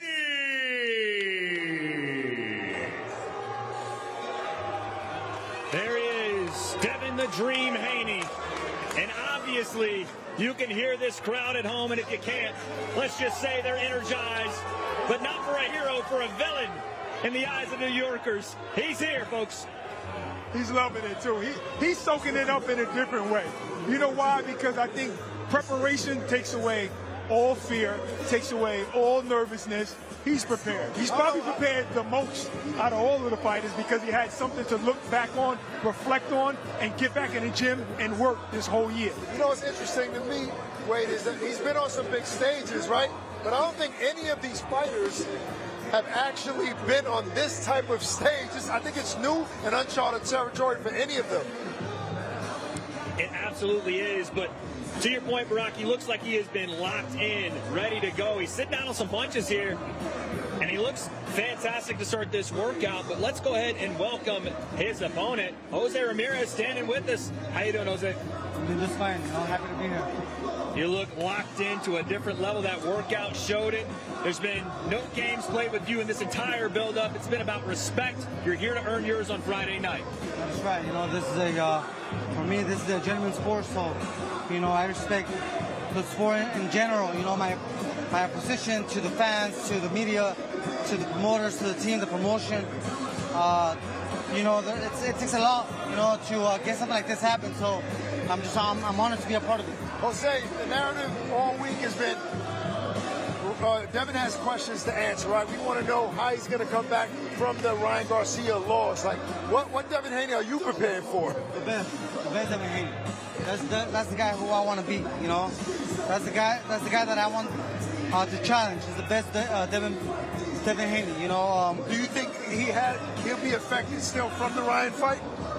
I'm expecting the best Devin Haney. That's what I got ready for. You know, that's why I pushed myself the way I did during this training camp. You know, that's why I was motivated. You know, this is a very historical event. You know, so I want to go out there and showcase my skills to my best potential. Right. I was saying yesterday and today, I said, listen, Ramirez don't trash talk. You don't trash talk. But yesterday, face to face, you and Devin, you were saying something. What were y'all saying to each other? Yeah. So no, it's funny. I mean, his family or team, you know, they were saying I was looking a little big. So I showed him my six pack. Yeah. And then I get in front of Devin, he goes, wait, you don't look as big no more. You know, from the first press conference we did about seven weeks ago. Right. I'm like, and all I told him was like, it's all hard work, you know. Right. We was wondering that too. I said, he's wearing a sweatshirt. He's still trying to burn, but you already showed the abs yesterday. No. I was gonna say, if you want to, the camera's right there. You can show them off if you want. Yeah, they're way into Friday, but you know, I took my soda right now when I hit the mid, so. You know, right now I feel good, man. I haven't started my weight cut. That happens That happens the last 24 hours. Okay. You know, and those 4 pounds for me is crucial. You know, I think if I had those 4 pounds, I would have started right now. You know, I would have started probably a day before. But right now, I just locked in, and I just fought in November. Right. You know, so I only took a month off of December, and it was only to focus on my family. There was nothing to celebrate. You know, so I wasn't out there slacking off. I was focused on my business, you know. And then I got back in January, started doing strength and conditioning, so my weight stayed low.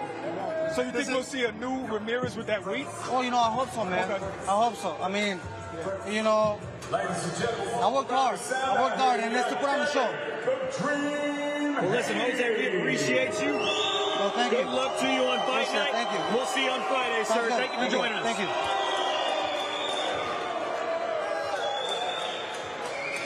The crowd is alive, gentlemen, and Devin is playing into it. I think he might have thrown some signs there to the crowd there that weren't very friendly, and they responded in kind.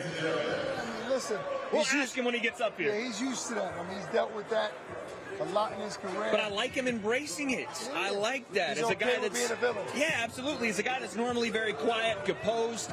If they're going to make you a villain, you might as well embrace it. But our next fighter is ready, so let's send it down to one half of our main event and David Diamante. Ladies and gentlemen, our next bout is in association with Warriors Boxing. As our third and final main event of the evening, we go 12 rounds in the welterweight division. Now making his way to the ring, his professional record, 16 victories, 2 defeats, with 13 wins coming by way of knockout. Fighting out of Las Vegas, Nevada, please welcome the former junior welterweight champion of the world, Rolando Romero.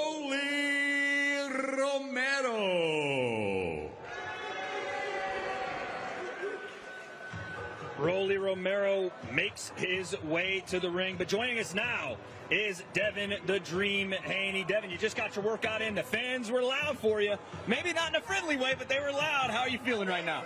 Oh man, I'm so happy. I'm so excited to be back here in front of the bright lights. I can't wait for Friday. Yeah, no, you embrace this kind of villain role. Look at that smile on his face. He's embracing it. You look happy in there working out. Yeah, no, I'm just having fun at the end of the day. Whether they're cheering or they're booing me, it's all noise. It sounds like all noise to me.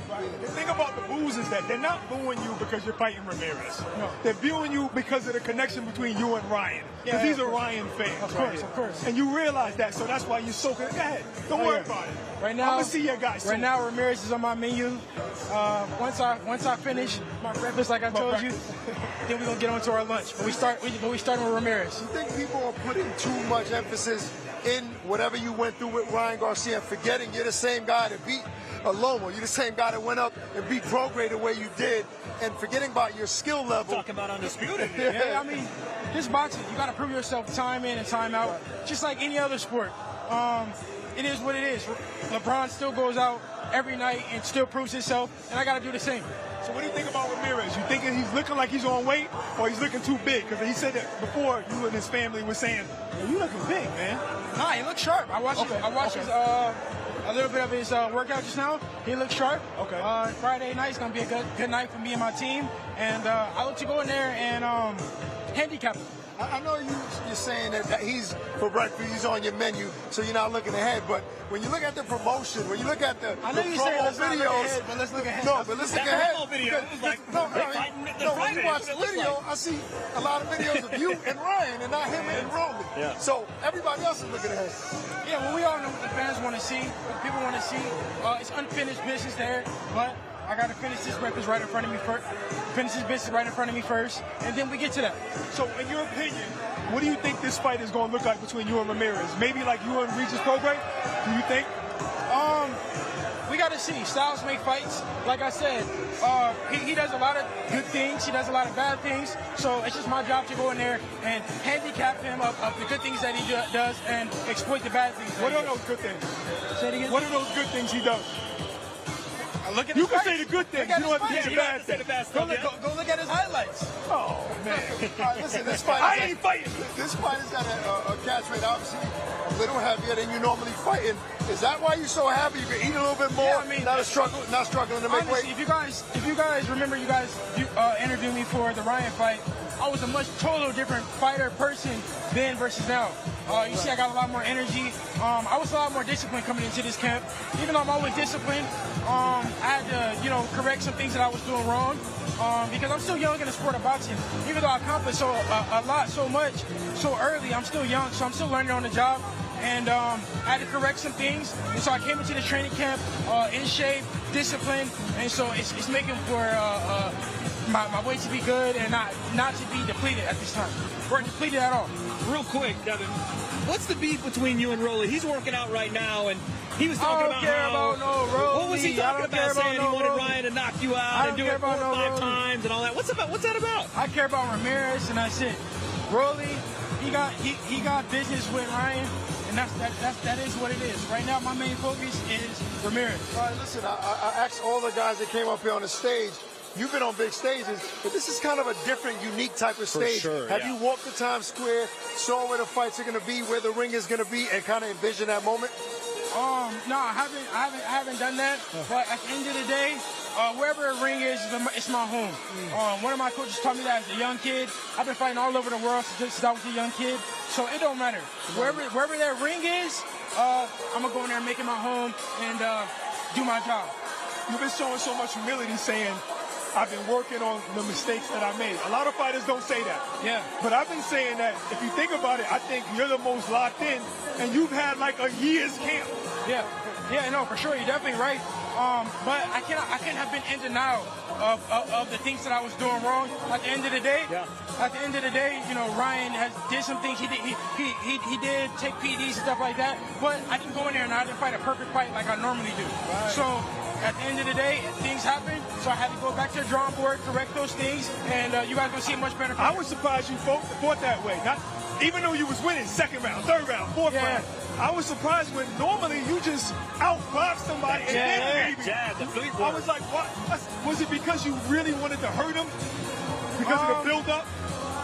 It's not for me to speak on right now. Right now, I'm so locked in on Ramirez and focusing on that fight and my game plan and being the best Devin Haney I could possibly be. That whatever happened in that fight, it happened. But now it's time for me to move forward and focus on this fight and the future. Well, listen, you're locked in, and we respect that. I want to know, when the fight starts, the bell rings, you're standing across from Ramirez, how does it go? Without giving up game plan, how does the fight go for you? This is a mismatch. It's a great fight on paper, but it's a mismatch. Ramirez has a tailor-made style for me, and I know that he's going to come forward. I know that he's going to put the pressure, and he comes in stupid, then I will put him down. You know what? I talk about the fighters today. You guys are really working out. Normally immediate workouts, you guys are there for 2-3 minutes. Talk about the whole experience dealing with Turkey Al-Sheikh, His Excellency, the ring, the whole promotion. How's it compared to other things? Nah, this is huge. This is the biggest stage of boxing. This is the Super Bowl of boxing. So everybody's bringing their A game. Everybody's trying to outdo each other. And on fight night, it won't be any different. Everybody's trying to put on the best performance and put on the best fight. So this is great for boxing. I love what Turkey Al-Sheikh and Riyadh season is doing for boxing, and I'm excited to be a part of it. Outside of your fight, the two other guys, right? They're supposed to win. Do you think that they're favorites will win, or do you see any possibilities of an upset as far as the Teofimo fight and the Ryan fight? No. I think that the Rolly and Ryan fight it's a fire fight because it's two punchers. I see Ryan being victorious. I see Ryan, obviously I think he's gonna stop him, and I think Teo's gonna beat the shit out of Barboza. I think his style is tailor-made for him. Well, Devin, we appreciate it, man. Thank you so much. Congrats on being a part of this event. Congrats on all your success, and good luck on Friday night, my man. Thank you, guys. Sound like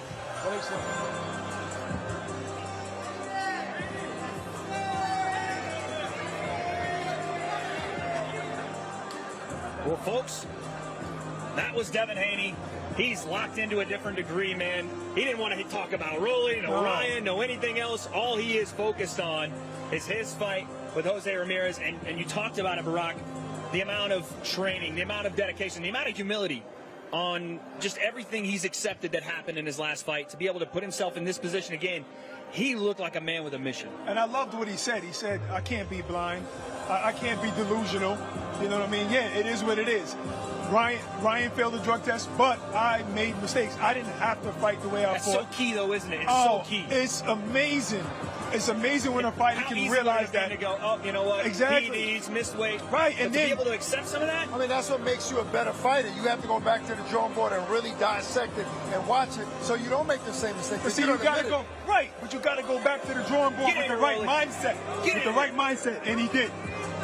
There he is, folks. One half of your main event, Rolando Romero. He's looking up into the crowd. He's taking in this moment. Rolly, how you doing, man? Look at him going. Too comfortable. I'm great. I'm happy right now. This guy's too comfortable. Chilling. Just another normal day for me. Your best friend was just up here. Devin was up here with us just a second ago. He said you guys are going out later. You and him. I'm not his father no more. Oh, I found out he didn't get those genes from me. Well, how you feeling, man? You're like I said, main event here, Times Square on Friday. What's this moment mean to you? I mean, it's a legendary moment. I mean, there's something that's never been done before, an outdoor event in Times Square. And, I'm happy to be headlining this. This is going to be a legendary moment for, not even for me, for all of boxing. I think it's a mistake that everybody is talking about Devin Haney fighting Ryan Garcia in October and kind of not focus on what's ahead of him on Friday. I don't give a fuck what the hell they talk about. They all talk about whatever they want. But they can fight after. I don't give a fuck. I know you keep saying that. I truly don't. It has nothing to do with me. Whatever they want to go have done or whatever has nothing to do with me. But the reality is, if you do win, it's not going to be the same type of fight, and it probably won't happen. Nah, I still think it's going to happen. We spoke to Ryan one time, and he said he doesn't care about things like belts and International Hall of Fame. I mean, do you care about the International Hall of Fame? Bruh, how many times have I turned down money? You guys don't know I turned down money for belts. I don't box for money. I ain't like these other fighters that want money to box. You turned down money for belts? That's what you said? Yeah, I fought for belts. I fight for belts. I don't fight for money. Yeah.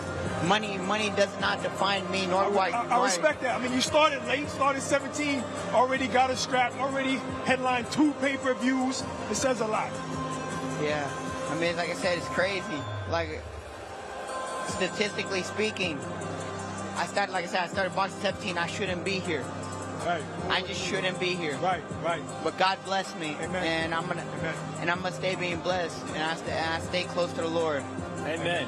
And listen, we're here now, and this fight week, and even just the build-up itself, you and Ryan going back and forth, I think everybody online has found that enjoyable, the comedic element of it. But when you lock in, there's moments, and I've seen it here, I've seen it on video, there's moments where you lock in and you're telling him, hey, listen, this is not the Rolly even when we sparred, and we've all talked about the spar at this point, but you're a different guy now, and I don't know if he realizes that.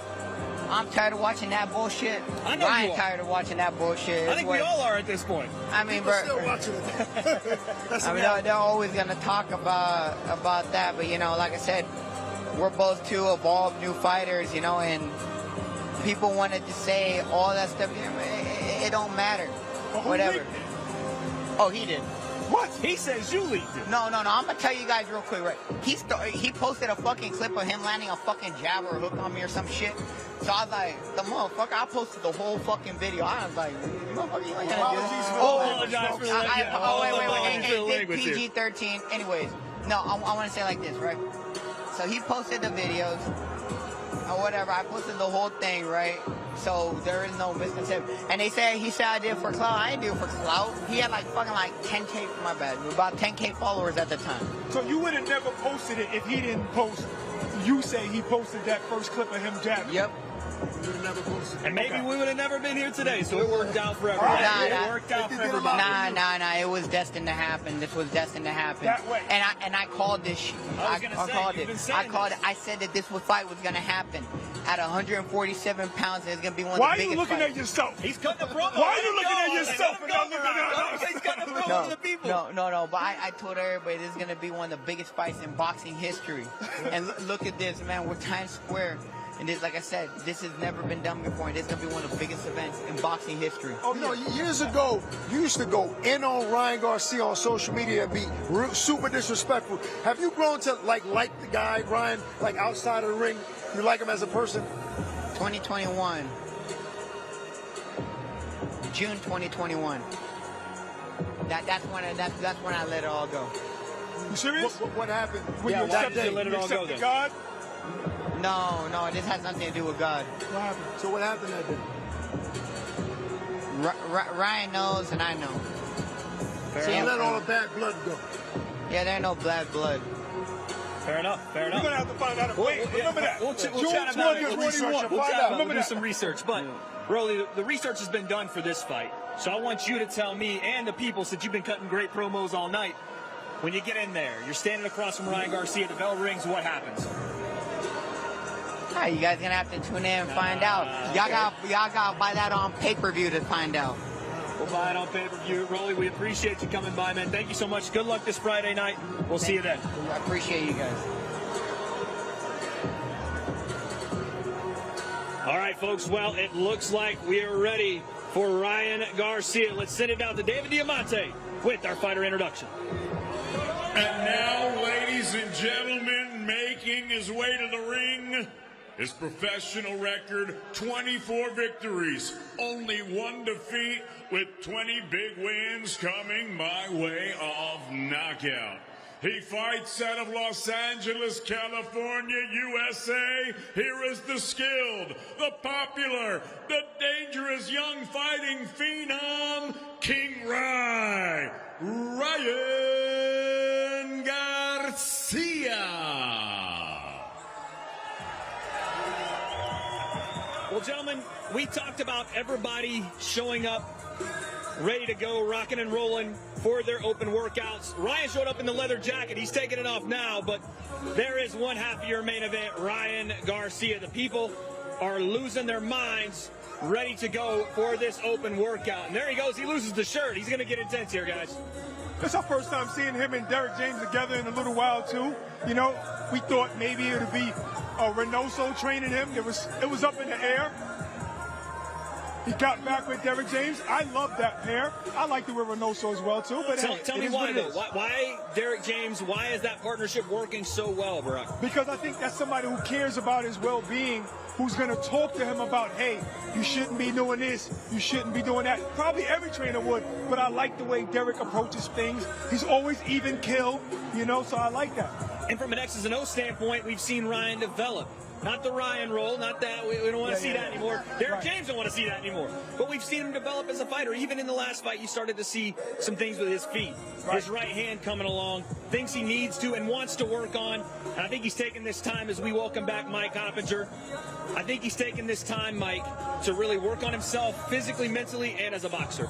Absolutely, Wade. I was with Ryan Garcia at his camp in La Jolla, California, and he seemed like the old Ryan to me. Calm, he's making jokes. I watched him train. We were talking politics while he was doing it. And I think he's in great spirits right now. And I think he's going to show the best form he has. And I think we have to remember, when he fought Gervonta Davis, he was weight trained to a crazy degree. I mean, this is probably the best version of Ryan Garcia that we're going to see because of his size. He's such a big guy. He looks comfortable. He doesn't look like he's suffering to make weight. And we all know he has speed and power. We might see, as years to come, a better Ryan Garcia. Especially at this weight class. You know, the problem was making weight. If you at this weight class now, you shouldn't have no problems. But me, I was saying earlier, I like the pair with him and Derek James. I like how he'll make you a student in the game because of the way he teaches. Yeah, Derek's a great trainer. He did great work, I think, with Spence and Charlo, even though Spence didn't want to pay him what Derek thinks he deserves. And breaking news? No, his lawsuit's already filed. It's public record, you know. But Ryan Garcia, again, he said at 147. This is a guy that fought Gervonta Davis at 136. He looked sick in there. With the hydration clause. And the rehydration clause. Yeah, with the hydration clause, it definitely let me. The cheeks were just gone. It was rough. Now, when we go into this fight, there's still some questions, obviously, because of the PED usage and whether he meant to or not, it was in his body. Absolutely. How does he look differently in this fight, in your opinion, Mike? I think Ryan Garcia is going to be uncorking the left hook. I think he's going to be really fast in there and sharp. Again, I saw him in training, and he had the year off. Maybe he's rusty the first few rounds, but he knows what's at stake, right? They already have a signed contract for that Devin Haney rematch. He needs to look good to build it. I think it's one of the biggest fights in all of boxing. Absolutely, and we talk about the moment. These people are going crazy right now. I can't imagine what Friday's going to be. It's been a while. It's been a while. Does he come back with the same looseness? I mean, he was in the locker room playing Beethoven or something in his last fight. Does he come back with that same relaxed feeling, or is he going to feel this moment, you think? Ryan's been a star before the ring, right? Before he was on these big fights with Gervonta and Devin Haney, because he had eyeballs on him from a very young age because of social media. I think he's comfortable in these moments. Obviously, a little different in Times Square, right? Nevertheless, it's a ring, and he's used to a lot of people watching him. Yeah, but here's the deal there. No matter what Ryan's gone through, no matter the drinking, no matter the smoking, no matter anything he's done outside the ring, literally every night he shows up the same. He has that left hook blazing. He's always the same. He doesn't look different. So I think we're going to see the same Ryan. That's a scary Ryan. Now, if you lock in more, how much better can he be? Well, he's talked about, left hook. He has said in this fight, he thinks he might end it with a right hand. He thinks the right hand is the thing that everybody is sleeping on because of the left hook, because everyone knows it's coming. Still can't stop it. He does have right hand knockouts too, but that left hand is just special. It's incredible to have a punch, a movement, and all the setups that go with it, and everybody knows you have it, and yet you still land it over and over and over at the highest level. I can't believe it. Yeah, I think what's so good about the left hand is he doesn't really have to generate much leverage to throw it. He throws it from his hip. I've asked everybody. I had a little low-level fight a couple months ago. I wanted to learn how to throw it. I went to Joe Goose and said, hey, teach me. He goes, I can't. We didn't teach him that. He had that when he came here. So that's all Ryan. He developed it himself, and it's incredible. It's one of one. I think, to Ryan's point, he said he's going to end the fight in the right hand, and maybe it's because people aren't only looking for the left hook. They're ready for the left hook, so a little fake left hook, that right hand is going to go right down the pipe. That was one of his predictions. You know how he do it. He makes these predictions, and they kind of come true. So it's a little bit crazy, but a well-rounded fighter, as you grow up in the level, you got to be more well-rounded. You got to have everything. Correct. Right now, we're having a little back and forth between Ryan and Devin Haney and Team Haney. It might be Bill over there as well. There's some back and forth going on. Garcia's father getting in on the action as well. I mean, we all know that is one of the biggest points of this entire card is the big if factor. He's arguing back and forth with Bill Haney. We know they want to set that fight up, and it's because, of course, what happened before, what will happen again. The energy in the crowd wants that. What do you guys think? I mean, is there any chance we're in any danger here of not getting that fight? No. Oh, there you go. That was easy. That was easy, huh? I say yes. Rolly Romero is a dangerous puncher, and it's not just Ryan Garcia, in my opinion, that's going to be aided by the 147. Rolly Romero is a big guy, too. Good point. And he's not a guy that really fits in at 140. I think he's going to have a bigger punch as well. I saw him in training camp. I don't think I would count him out. Don't forget, he was winning rounds against Gervonta Davis. Absolutely. No, winning rounds, but he averaged 2-point-something landed punches a round. So that's not really winning rounds, you know. But I think Rolly was big at 135. I don't think he's going to be big at 147. Not compared to Ryan Garcia. No, not compared to Ryan He can Garcia. still punch. They're You're still right, going Mike. Don't back get and me forth, wrong. by the way, guys. Look at this.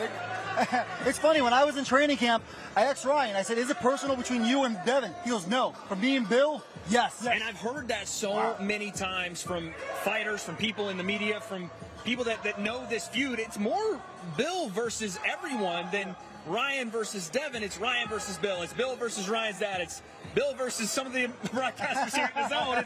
It's everybody, it seems like. But maybe that's the mentality the Haneys need. Us against the world. Because it feels like that already. Go ahead and take advantage of it, Ak. There are a lot of fighters that don't have that energy. Like when you think about Danny Garcia, it was his father that really put that energy out there and talked a lot of smack, but it helped promote fights. And same thing with Bill Haney. He's the guy that's going to do the mouth talking, and Devin backs up in the ring. Sean Porter, Robert Guerrero. Like, okay, I get it. It seems like the world don't like Bill Haney. But understand one thing. I'm not saying anything he's saying is right. He's a dad, bro. Absolutely. He's a dad. And if the dad is looking at his son fight somebody who failed the drug test, you know, no matter the reason, you're going to be upset. Absolutely. Right? Absolutely. I would too. So Well, I'll say some crazy things. You hurt my son. That's all. And that's why we've talked about how it is crazy that Devin has become the villain in this entire back and forth. And But he's done nothing He doesn't wrong. deserve it. And he's such a nice guy, too. It's funny. He's done nothing wrong. But if Ryan is, what he said is true, that he unknowingly had anything to say or took anything, them taking that win away also is going to frustrate him and have him upset I've seen and it. want him to attack. Let's not forget, it wasn't just that. He was 3.2 pounds overweight. absolutely. That's a big advantage. But he paid the fee for that. Yeah, but he still had the advantage in the ring. Let's Right. not. No, But that's no, a no, good question, though, no, for no, Mike. but Can you're you right about complain that. about something No, like no, that but I if mean, Devin didn't have to Hey, take the fight. that's true. He didn't have to take the fight. And Devin could have made him take a rehydration the next day. There That you would have been go. fair play, and they didn't. And There Bill you go. messed that up. But maybe, you know, if they both win on Friday, maybe we get the showdown in October, and they both could be happy with the negotiations. It's already done. It's Right, already right, done. Well, Mike, there's so much more left to get to. We'll let you get to it. Once again, from the Ring Magazine, Mike Coppinger, we appreciate you, Mike. Thank you. Slap you across the face. And again, you see the intensity right now. This room has gone quiet, and the cameras are all focused on Ryan as he cracks the pads, but also you can't tell me that Bill Haney's not watching with a close watched eye to see exactly what's changed from Ryan Garcia. Yeah, I mean, nothing has changed. I mean, Ryan Garcia is that type of fighter that he's always going to be himself in that ring. I like Derek coming back in there. I think that's a perfect match for Ryan Garcia. I mean, he has so many great things to say about Bill's doing a Derek. video now. Bill gets some footage.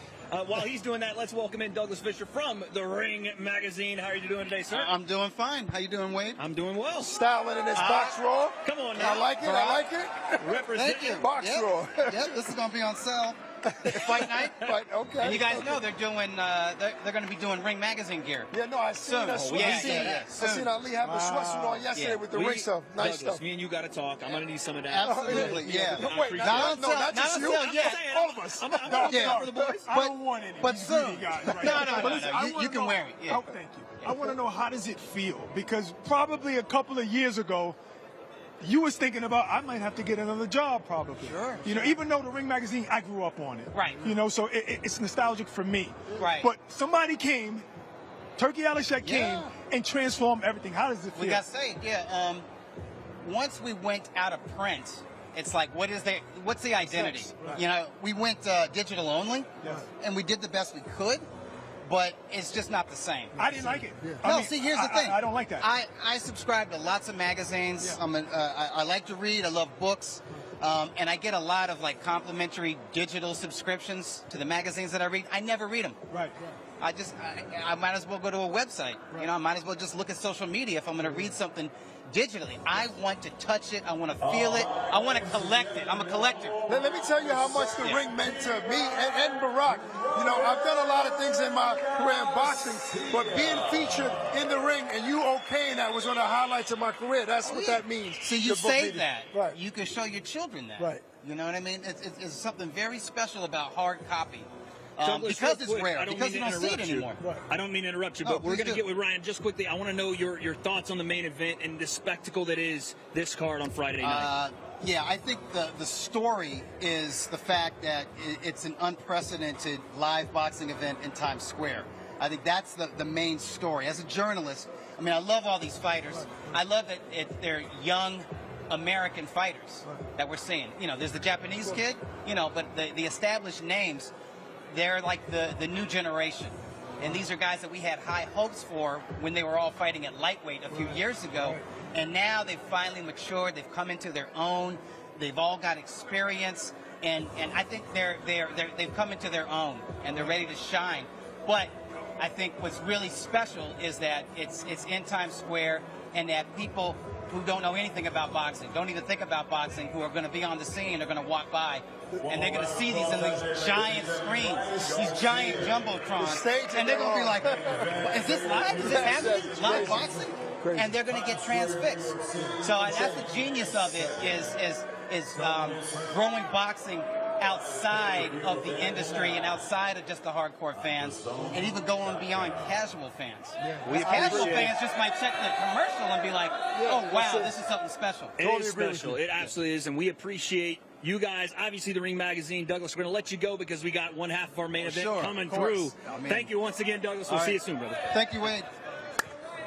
Ryan Garcia in the building. Hey, what's up, man? Great. Good to see you, bro.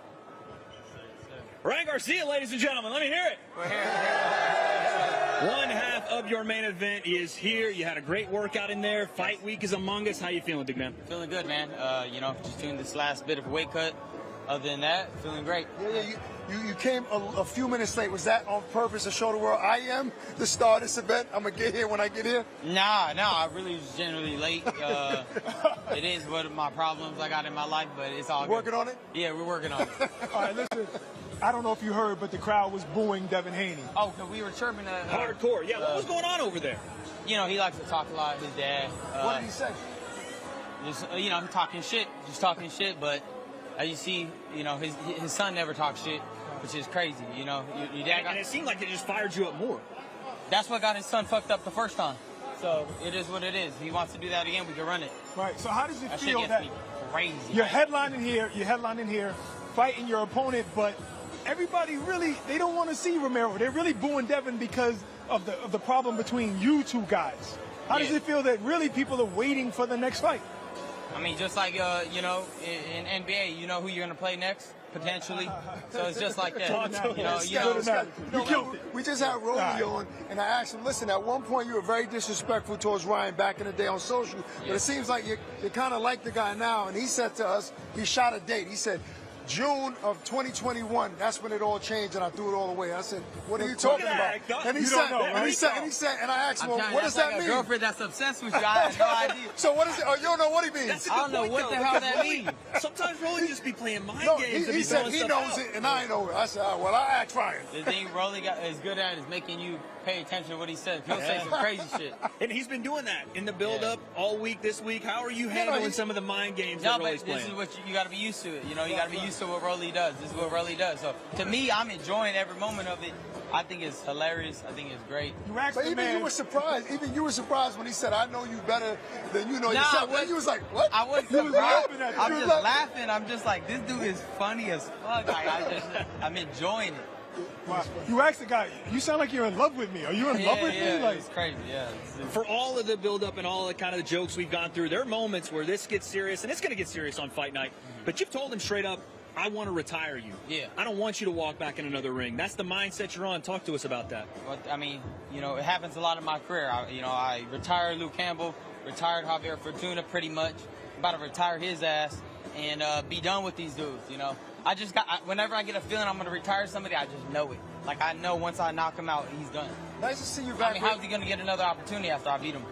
Derrick James, you guys teamed up once again. You had nice things to say about him when we had a chat on Ring Champs. Like, how has it been when you guys reunited first time in the gym? Was it like you never left? Oh yeah, for sure. And you know, you see Derrick, you know, with his style of with his style of game, it's like all technique. He's not worried about flash, not worried about anything, and I think that's the perfect person for me. Because I got the speed, I got the power when I want to turn it on. And I think, you know, for our combination, I think it's like yin and yang. It's the perfect combination of what I need. And, you know, it worked perfect, right? When we started again, it's like I never left. Okay, well, today's Tuesday. I'm not going to ask you what you're going to do, but I'm saying, do you know what your ring walk is going to consist of by now? Oh, we're cooking right now. Me, Turkey, everybody, the whole team, we're cooking. Okay. It ain't going to be normal. I'll tell you that. It ain't going to be normal. You want to have a lion, maybe? A lion? We don't know. I ain't going to get nothing. I'm thinking maybe a parachute or bungee jumping or zip line. You want to make it alive. It's Times Square. We'll see what happens. Speaking of Times Square, yeah, you've been in so many major fights, so many massive fights, but this is something completely different. How do you expect that moment to be in Times Square in front of New York City? It could be, you know, I don't know how it's never happened before. Nobody's ever done it. So I don't know how it's going to be. I may have a little idea. It's going to be like the last one. Maybe, but I'm saying like it's going to be a little bit of idea when I see the first guy fight. Yeah. I'm like, all right. Have you been down there to look at the ring yet at all? No. We saw it today. Yeah, It looks amazing, man. And not only that, the big screens all over, people are going to be able to watch it. It's never happened in boxing. It's insane. It's got to be a movie. Speaking of movie, did you see the promo? And obviously, I was a part of it. I was a part of it. I said the finished product. Did you see the right. And Oscar with the pizza? That was amazing. That thing right there. Was that fun making that? Honestly, that was really fun. It brings a new aspect of the game. You know, Turkey's making this not boring. You know, they're actual movies. We're so used to the same old things, and now you know new things are coming, so it's perfect. But obviously, filming that, you had your own day. Devin Haney was nowhere near. Oscar, none of these guys was around. Nobody. You're not supposed to give that part up, Brock. They're supposed to have been there face to face. That's what we want the people to do. Come on, man. But the promo was funny because you guys played into all of the controversy, right? Right. So, and after watching it, did you laugh? You like, oh, they did their thing. Oh yeah, for sure. I mean, everything came out great. You know, they have a great team because that looked like some movie shit. Yeah, it was a movie show. But we got to tell the fans that because if not, then it looks like, oh, then you guys really don't dislike each other. Right. No, you're talking crazy. There's some hatred there. Like that one GQ commercial. They thought he was there though. But that's just funny though. That right there was hilarious the last time. Ryan, give us your thoughts. Obviously, don't give away fight stuff, game plan, but you step in the ring, you're looking over there, Rolly is dancing, doing whatever, pointing at you, blowing a kiss. You know, he's a little crazy. Yeah. When the fight starts, the bell rings, what happens? I look to take control of the fight right away. You know, I think the key to this fight is controlling the aspect of the ring. I mean, that's the key. He's not a better boxer than me, but he is going to try to do things to make me feel very uncomfortable. So I think controlling the ring, having ring generalship is my best friend when I step in the ring. People keep talking about, oh, Teofimo is going to steal the show, or Devin Haney has a chip on his shoulder. He's going to beat Ramirez easily.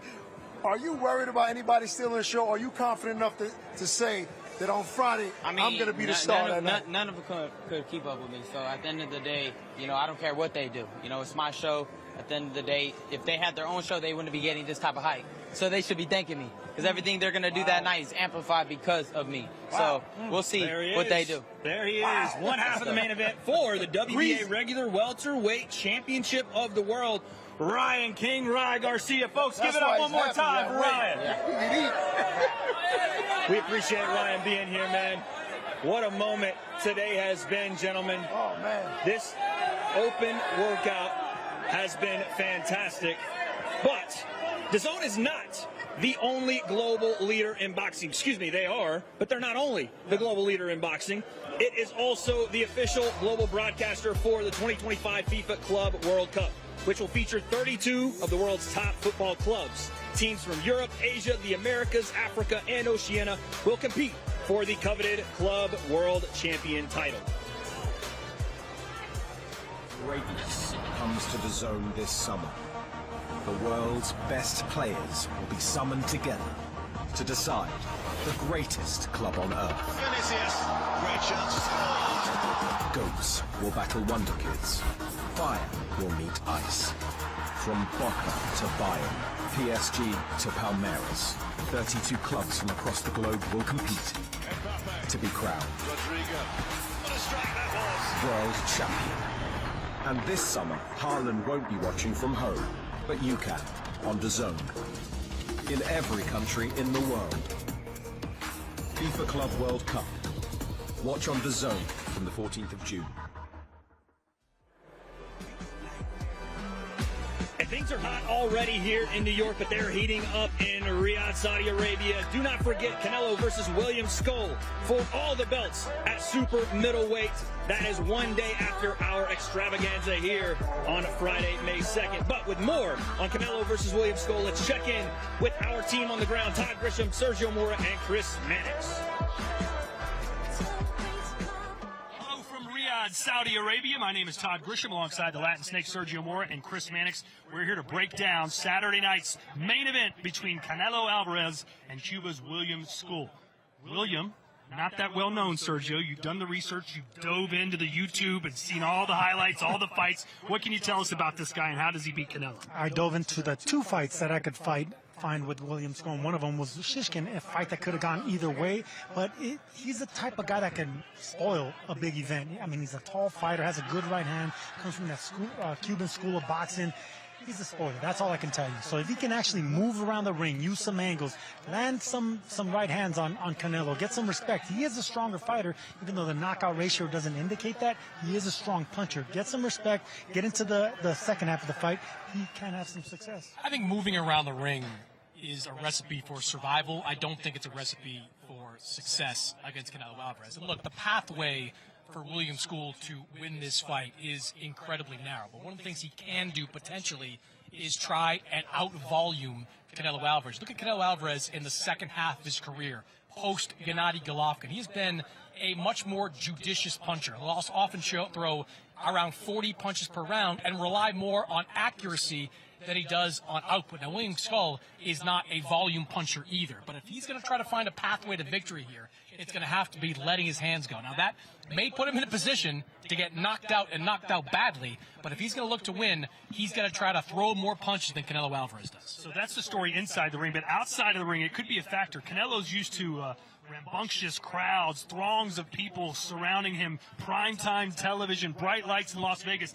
This fight is going to take place at 6 in the morning local time against a very small, probably subdued crowd. It's not going to have the juice that he's used to. Is that going to be a factor in your mind?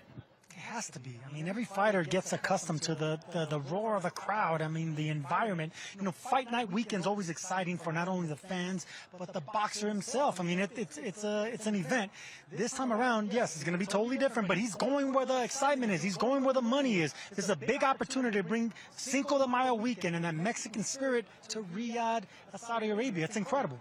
I don't think that the atmosphere, or however different it is from a Vegas night, is going to have that big an impact. I go back to the pandemic when Canelo had to fight Callum Smith in front of a small-ish type of crowd. Like I think that may get him used to a quieter than usual atmosphere. And of course, early in his career, I'm sure he fought in front of some smaller crowds as well. What I'm potentially most concerned with is the 6 a.m. walk time. That, to me, is something Canelo Alvarez and probably very few fighters in boxing history are accustomed to. We had Richard Schaefer, the advisor of Canelo Alvarez, who was up here moments ago, said around midnight on fight day, he is going to jump into the cold tub and wake himself up on that one. So it's going to be a whole different type of experience for Canelo Alvarez to get himself ready and his body and mind ready to go for a 6 a.m. walk time. And one other thing is it's the worst kept secret in boxing. We all know there's been discussions, it may not be pen to paper yet, that Terrence Crawford and Canelo will link up later this summer. That is a huge, mega, massive fight for Canelo, but he can't obviously overlook William Skull. Do you think that's going to be a concern at all for Canelo, knowing that fight looms? I think 10 years ago, Canelo might have been prone to distractions. 2013, when he fought Floyd Mayweather, he might have been prone to distractions. But this is a guy over the last 10 years has seen quite literally almost everything you could possibly see when it comes to styles, when it comes to size, and when it comes to what could be ahead. Remember, when Canelo Alvarez fought Julio Cesar Chavez Jr. back in 2018, he did it with Gennady Golovkin literally waiting in the wings. He was literally in the back, ready to walk out WWE style for that particular fight. So I don't think the prospect of another fight is going to derail Canelo in this one. I agree. With 66 fights, this man's been fighting professionally since 15 years old. Nothing's going to surprise him. He knows how to fight. He knows how to handle the environment. He's a superstar. He's going to be one of the all-time greats. It doesn't matter where he fights. He's going to bring the fight, whether it's in North America, whether it's in Saudi Arabia, wherever he is, he's the man. Here's a fun fact for you. Canelo Alvarez fought on this man's undercard. What do you remember about that night when you were seeing him in the back wandering around? Well, I heard of the name, Saul Canelo Alvarez, and it was when I fought Shane Mosley in 2010. And I remember I was in the press conference. I looked over to him. I said, I heard a lot about you, kid. I'm looking forward to seeing you fight. And, of course, he stole the show, getting the knockout of the night. But that's exactly what he did, and he continues doing. Would anything else? I mean, pretty much everything would have stolen the show on. I knew you were going to throw a jab. You didn't have to do that. You opened the door. I wasn't going to do it, but then you opened the door and stole the show. Well, you didn't know who he was then. He doesn't know who you are now. That's the way the world turns. We'll see you back here Saturday night, ladies and gentlemen. William School takes on Canelo Alvarez for the undisputed super middleweight championship of the world.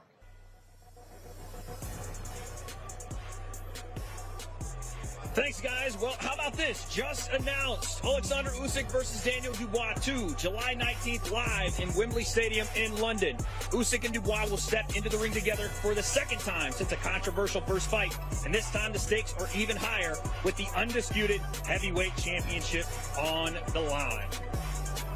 And fellas, I have to know your thoughts. Low blow or not the first time around? I'm going to be honest with you. Initially, when I first watched the fight, I thought it wasn't low. I've been battling with myself back and forth. If you follow the rules, as far as like speaking to a referee, it was a legal shot. But I like Usyk. I think he's obviously one of the best heavyweights of all time. But it seemed like the shot was kind of clean. But I go back and forth with it. Here's the thing. Another referee would tell you that it was a clean shot. But the referee had the perfect vantage point. It hit the belt.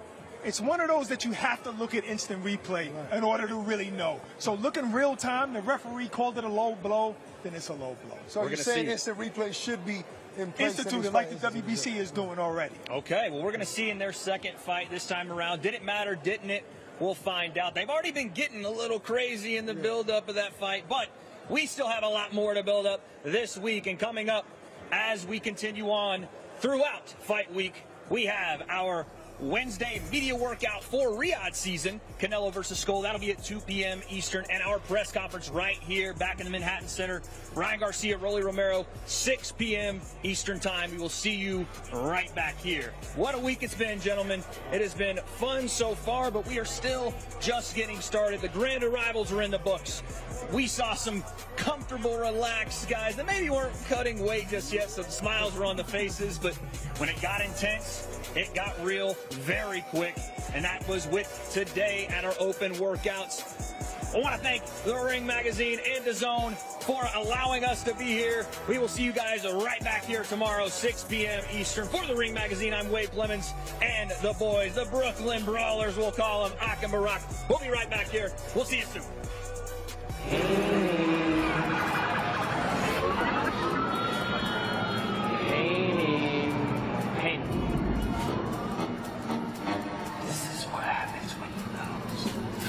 Enjoy your rest, Ryan.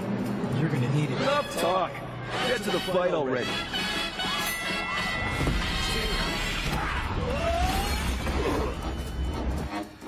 Hey, Haney, come on.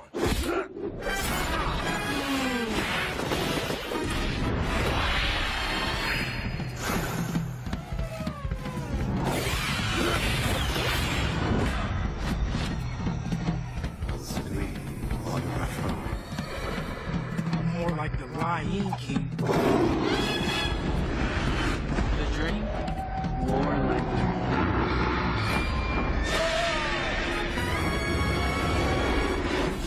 You're a cheater. You ain't gonna do shit. The juice combo. Juice? You're a cheater. You're a liar. Grab your crying apple. No more Oscar here.